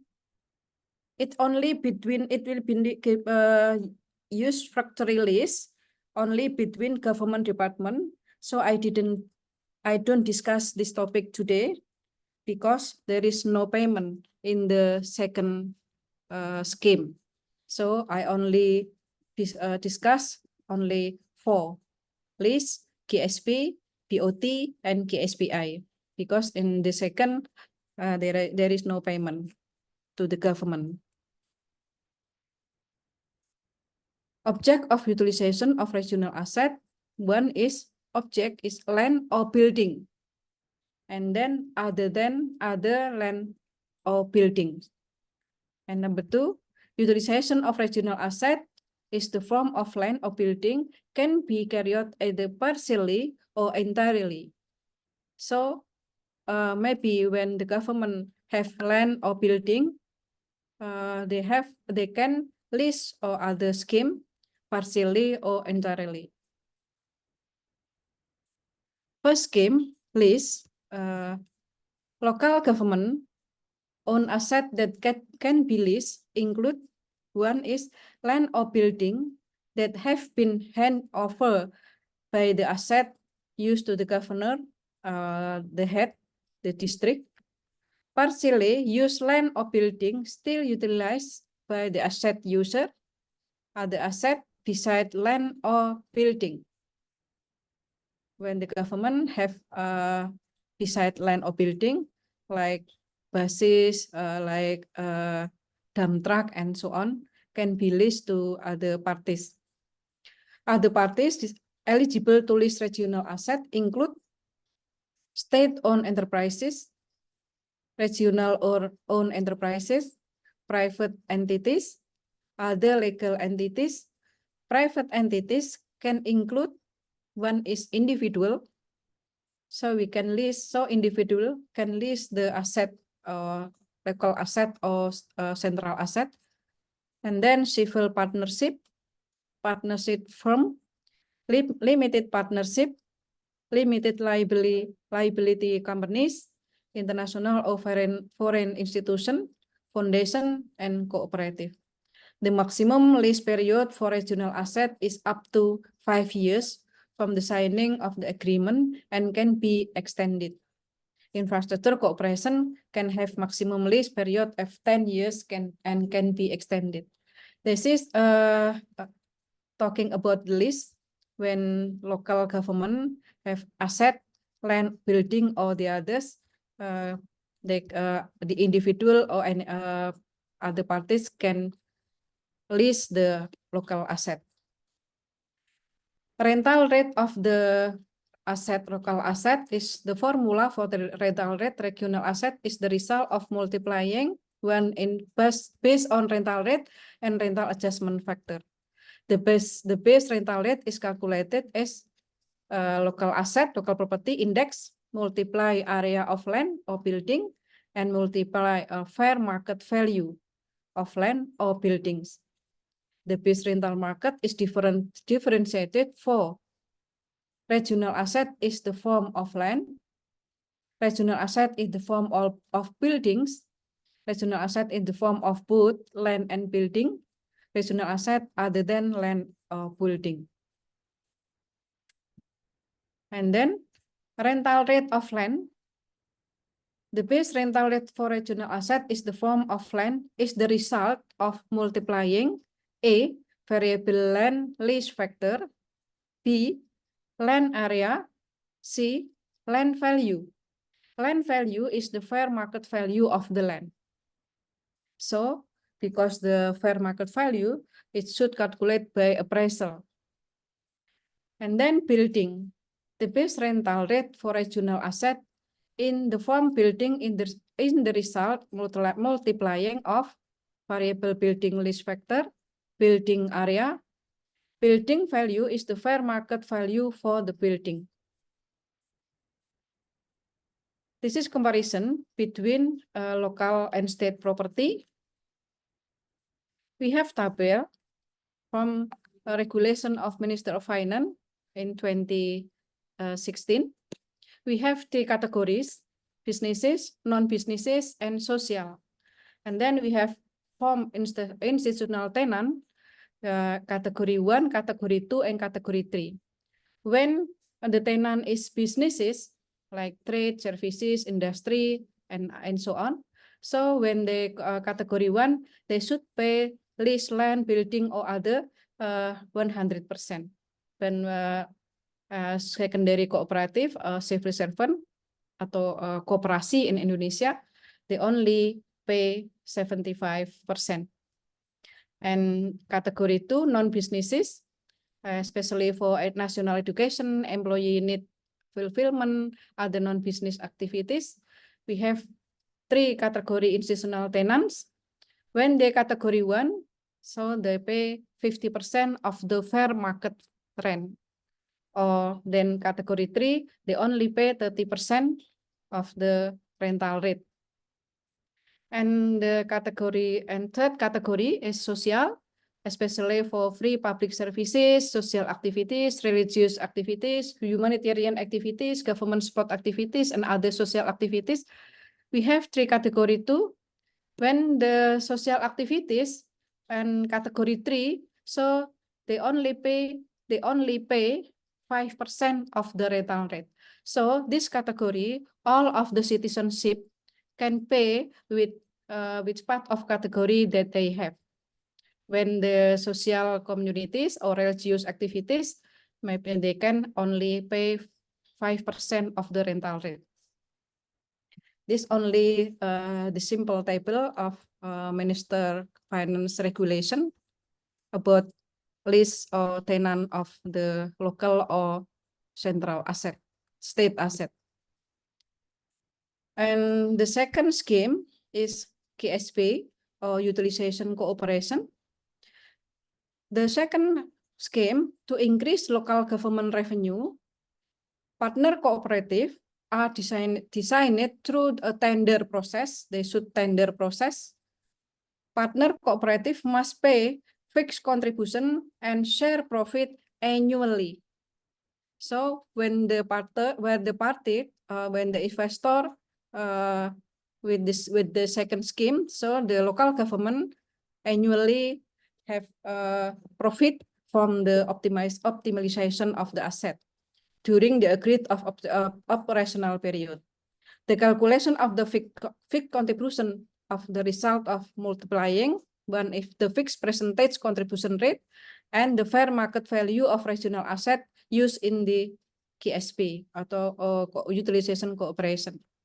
The fixed percentage contribution rate increase annually, calculated based on the fixed contribution rate in the first year adjusted for estimated inflation rate. These rates are determined in the implementation agreement for the KSP and outlined in the KSP agreement. And then the profit sharing calculation take into consideration, one is the local government investment value, then the partner cooperative investment value, and the risk borne by the partner cooperative. The calculation of profit sharing is determined by government or the head of based on the calculation or assessment conducted by design team. One of them is the local government investment value is based on the fair market value of regional asset used in the partner cooperative. The partner cooperative investment value is based on the investment estimated provided in the KSP proposal. Partner cooperative for regional asset include state-owned enterprises, regional-owned enterprises, private entities, exclude individual. So individual cannot be KSP scheme. The KSP period can last up to 30 years from the signing of the agreement and can be extended. The third scheme is BGS, BSG, or BOT, Build, Operate, Transfer. The object of BOT is regional asset is the form of land that are under the management of the asset manager, or regional asset in the form of land are under the management of the asset user. And the partner, the party, the mitra, parties eligible to become partner in the BOT include state-owned enterprises, regional-owned enterprises, private entities, exclude individual. and return of BGS, the building, the structure, facilities, and their amenity provided by BGS partner are the outcome of the BGS arrangement. And then partner in BGS, when design must throughout the operational period, mandatory annual contribution to the regional general treasury account according to the predetermined amount, obligatory maintenance in BGS object, prohibition against, like I said before, again mortgaging, pawning of transferring. They cannot the asset cannot be mortgaged, pawning, or transferring. Like it is land subject, BGS process directly implementation of local government duties and function, and BSG proceed. The maximum of duration of BGF BOT is 30 years from the signing of the agreement and applies only once. It cannot be extended. BOT just only one. Maximum 30 years then and cannot be extended. The annual contribution amount is calculated by multiplying the annual retribution percentage by the fair market value of the regional asset involving of BGS. The fair market value of regional asset is determined based on assessment by government appraiser or public appraiser. The annual contribution amount of BOT implementation may increase each year from the predetermined amount. This increase is calculated based on the annual contribution in the first year, taking into account of inflation rate. And the fourth scheme is KSPI, just only for infrastructure cooperation like oil, gas, dam, and etc.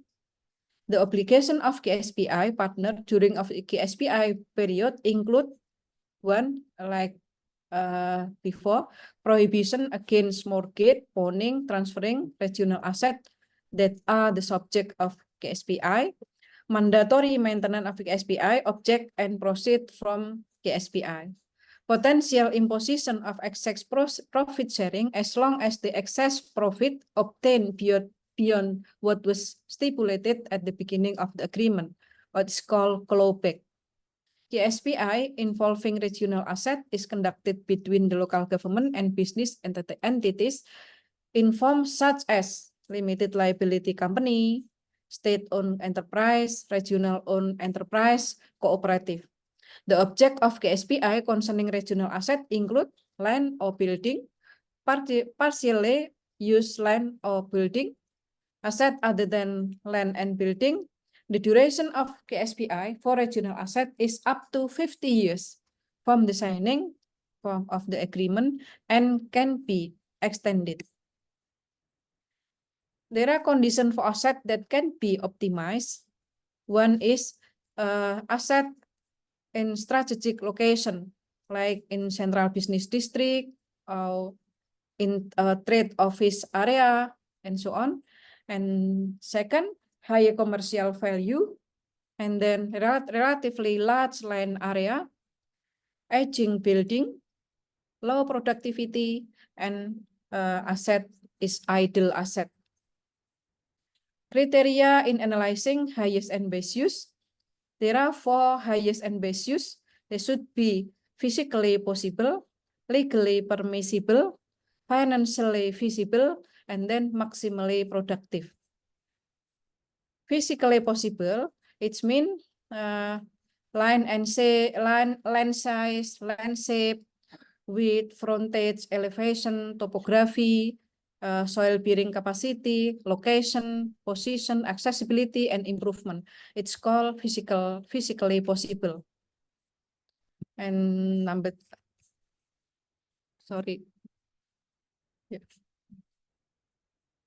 and then legally permissible, permit and regulation greatly determined to the highest and best use, such as regulation or the building permit, like zoning or spatial planning, regulation regarding building, like building permit, basic building coefficient, building floor coefficient, road boundary line, river boundary line, and so on.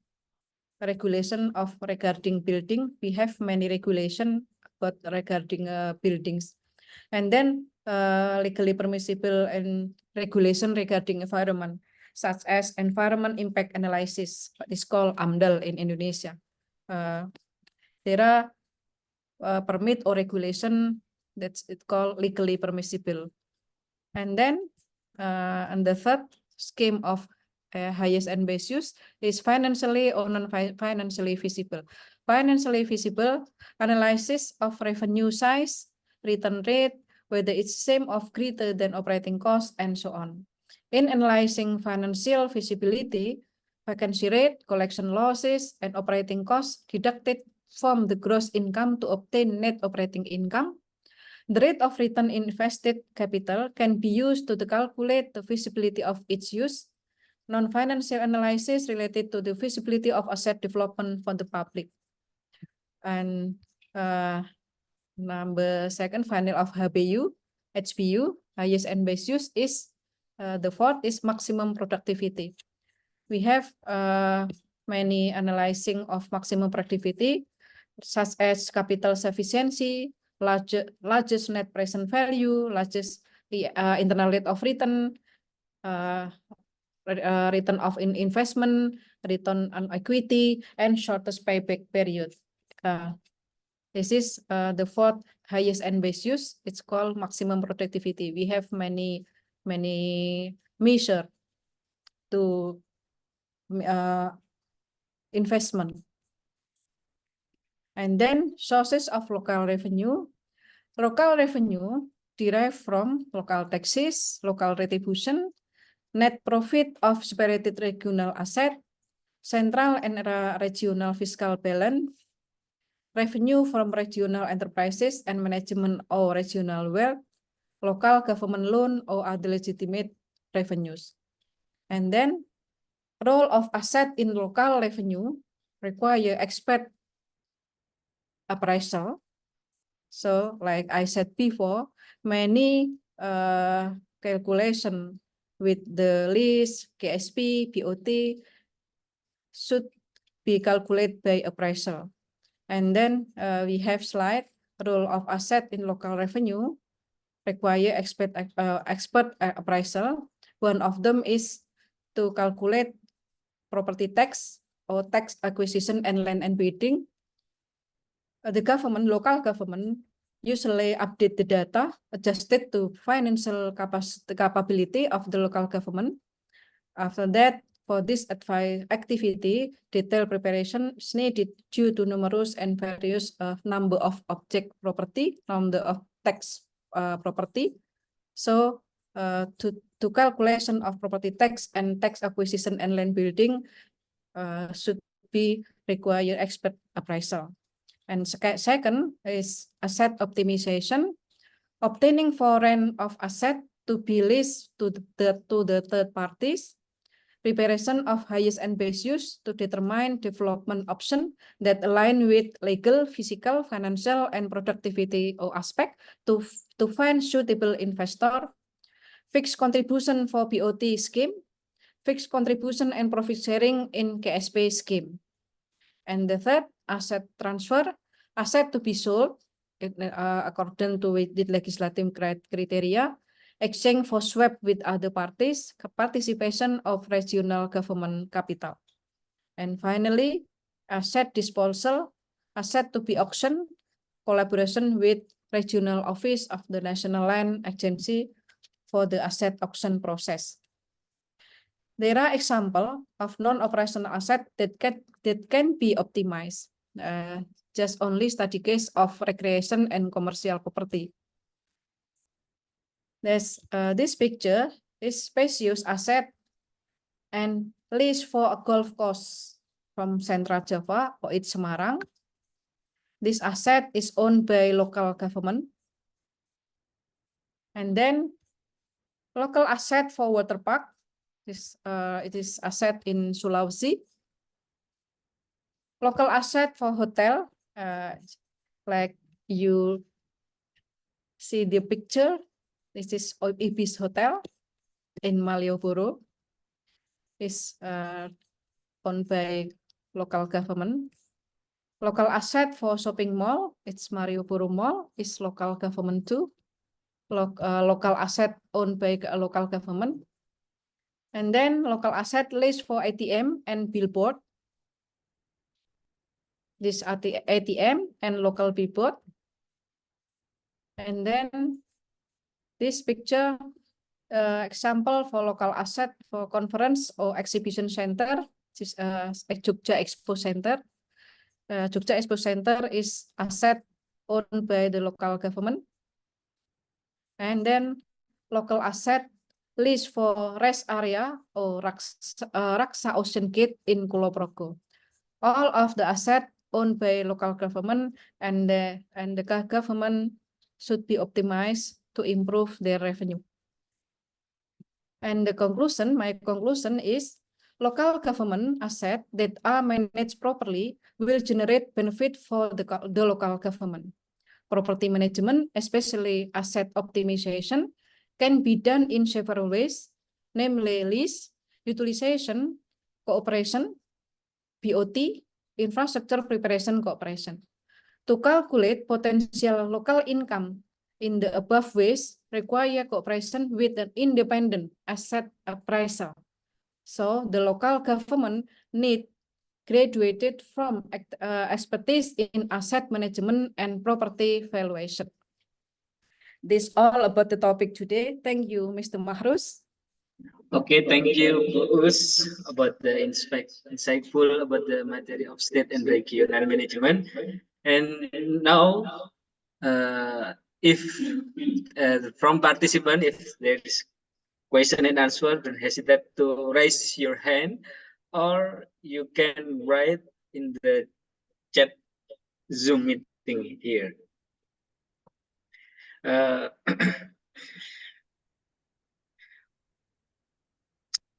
Okay, there are a question. What are the potential risks and opportunity associated with the new approach to asset optimization today? Pardon? Wait, What are the potential risks and potential opportunities associated with the new approach to asset optimization? Yeah. Okay. Okay. Okay, maybe you answer directly. Yeah. Bagus. Thank you, Mr. Mahrus. Potential risk and for optimization of asset is like you understand, in Indonesia, we have many rules, we have many regulations from the state, from the governance, from the district, district and governance. So before they take agreement for the local government, they should prepare all, they should learning, they should watching about the regulation, because the regulation is very, very difficult, very, maybe I think it's not difficult, many step of regulation. So the investor should know the step of the regulation before they take agreement to the local government. I think the risk of the regulation and the opportunity. I think the opportunity when investor went to invest to local government, they should not buy land, because the land is owned by the government. So the investor only build above the land. So I think the capital reduce the capital of the especially for commercial properties. They should not buy the land. They only build the commercial property. I think it's reduce investment. It is the opportunity of the agreement MOU of investor and local government. It's okay? And we have a question from our friends from Nigeria and Afghanistan. From Nigeria, Ms. Riliawan Olagekan. Do local market form part of the local government asset? If yes, Sorry, how can I'm the sorry. local government? I'm sorry, loudspeaker. Okay. Loudly. Do local market form Mhm. part of the local government asset? If yes, how the local government optimize the revenue from local market without worsening the economic situation of the local traders? Oh, okay. Like I said before the parties of government and the third the investor before they took agreement, so the appraisal calculate of many aspects. Like I said before, we have how risk of the investment, the fair value of the land, how many capital from the investor. Three aspects can calculate. So when they of the aspect, so they can continue of the agreement. So before they take agreement, they should I I I think risk and investment, and they put together of they must be sit together to discuss about the risk and opportunity, local and the investor. Okay, so I what think can the local government take a loan, take a credit in order to improve their asset? Is the regulation body in Indonesia? now Oh, asset cannot be pledged and pound in government or in the investor. okay. The government only can take obligation, but not for Guarantee or loan. not for, I think jaminan. Yes. Mortgage, not for mortgage, just for obligation. Obligation. Yeah. Okay, now from Mr. Sahab from Afghanistan. From an academic standpoint, what are the key performance indicator or outcome metrics that should be used to evaluate the success and value proposition of state or local asset management programs? It's good question. It's difficult question. Yeah, I think my answer is not from academic, but I'm practitioner because I am independent appraiser. For independent appraisal, like we know that land always every year always raise up. The price of the land, especially from CBD, Central Business District, every year always raising up. So when the land raising up, so the land of the government, local government, we can value first. We can calculate first in fair market value, and then the investor should take profit every year. So before they get in together investment, so we can forecast the planning, forecast from the land value, and forecast from the profit to take net operating income. When net operating income ratio to the land, it's okay. So I think the agreement or the optimization is okay. But when the projection of the net operating income ratio between the land is above 1.1, I think it's not okay. I think net operating income is not greater than the price of the land. So all of every year pricing land always rising up, and net operating income much I think consider to take risk of the net operating, especially from economic this today. They are all developing countries, especially like Indonesia, properties net operating income of commercial property declining. So in the regulation, when the property, when the economic standard declining, so the party or the investor can reschedule the appointment. So I think it's fair enough when the government, when the economic is not stable, so the net operating income is declining, so the investor should apply to the government to reschedule the agreement. So the agreement can be rescheduled.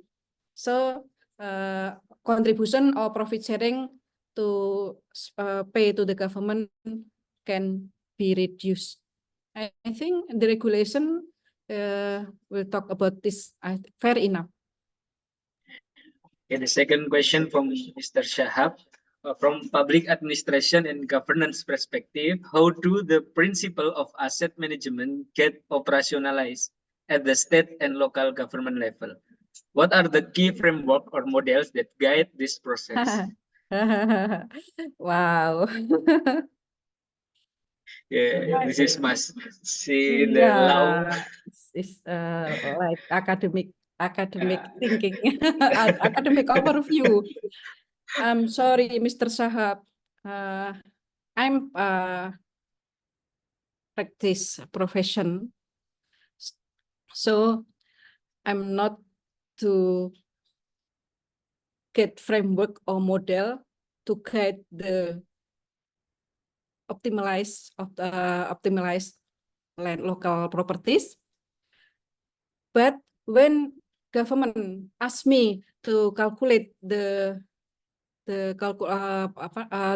contribution or profit sharing when the investor get paid every year or annually to government, so I have to take many aspect, many data from commercial properties. So the data should be imply of the real, not from the data from statistic, but should be rely on the real data, especially financial statement from the hotel, from the shopping mall, and so on. So it's difficult for practitioners like me to get data, especially the recent data, because we don't have to only consider of statistic data, but we should rely on the real commercial financial statement. I think it's okay. Okay. Again, the last question from our friend Amadou Kisei from Gambia. How can you measure the success of new asset that is built by local government for social purpose if that asset was built using loan? Wow. And the second question from Amadou Kisei. Yeah. Why is the local government charge high fees on assets that were built by taxpayer money in developing country? In similar vein, they will lease this asset to the private sector without plowing back the investment return to the society. Yeah, like I said before in the table, Mr. Amadou. Yeah, we have differentiate rent or lease. The investor should be decided when they business or not business. When the tenant on the investor is not businesses, so they should pay only 50 or 30% of the rental rate. So in the independent appraisal, calculate the rent of fair market. And the government decided who's the tenant, who's the investor. When the investor or tenant is social, so the government only take 30% of the rental rate. So I think it's okay because the government differentiated price, differentiate rental rate different from the from investor. When investor is businesses, so they have to pay 100%. When the investor is social, so they only pay like the table before. Maybe you can read the table. The table is, we have 3 categories. So I think it's okay. Not only for businesses, for social purposes, it's okay. We have table that can, you can see the categories of the table. For the last Okay. question, why is the local government charge high fees on asset that were built by taxpayer money in developing country, and they will lease this asset to private sector without plugging back the investment return to the society? Why is the local government charge high fees on assets that were built by taxpayer money in developing countries in similar way?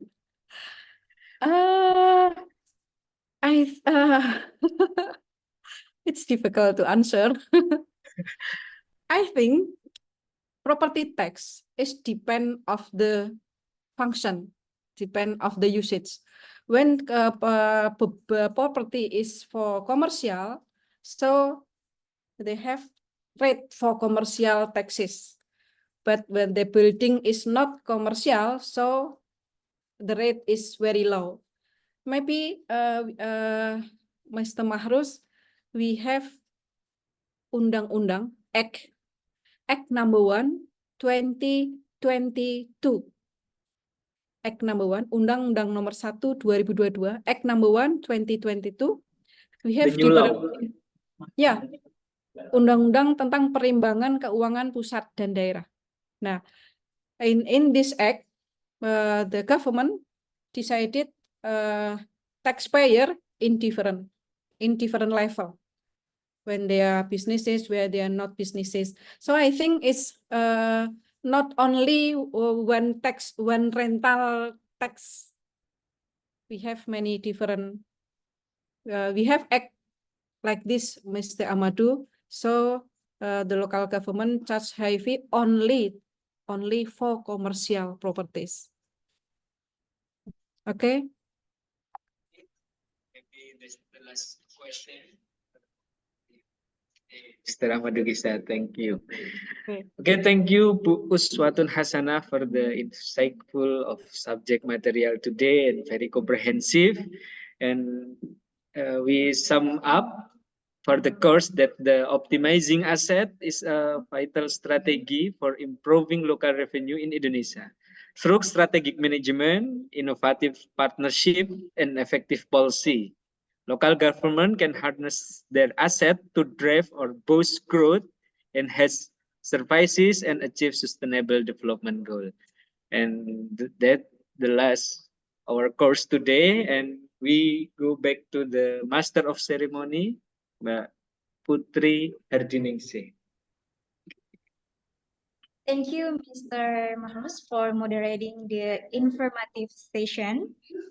And now we have, okay, let's take a capture.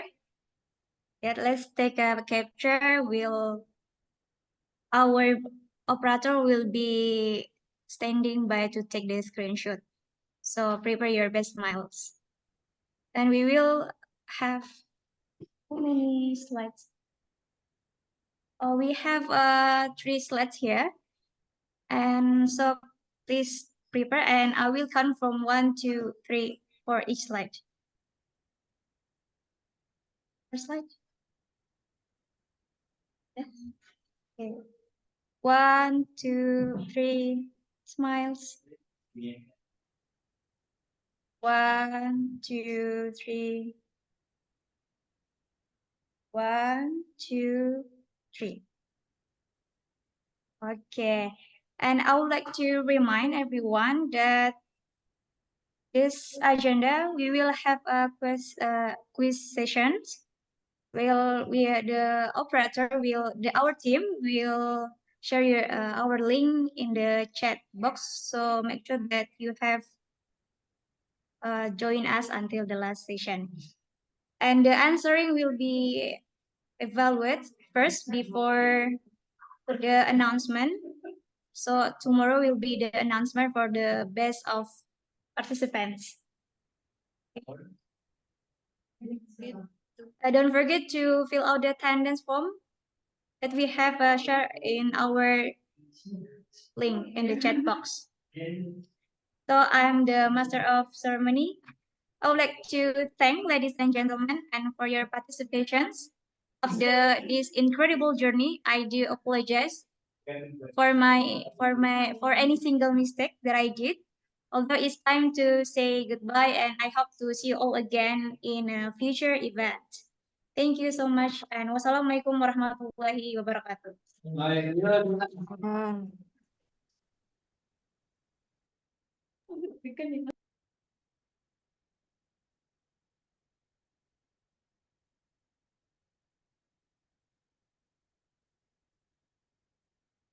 Bisa live ya, Mbak? Sudah bisa live kan? Sudah bisa Bu, matur suwun Oke. Bu Us. Thank you Bu lega aku. Us. Bisa tidur nyenyak.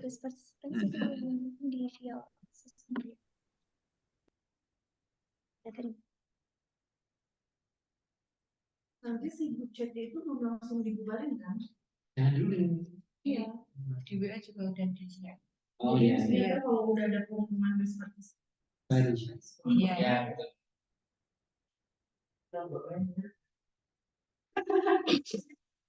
Beda jauh.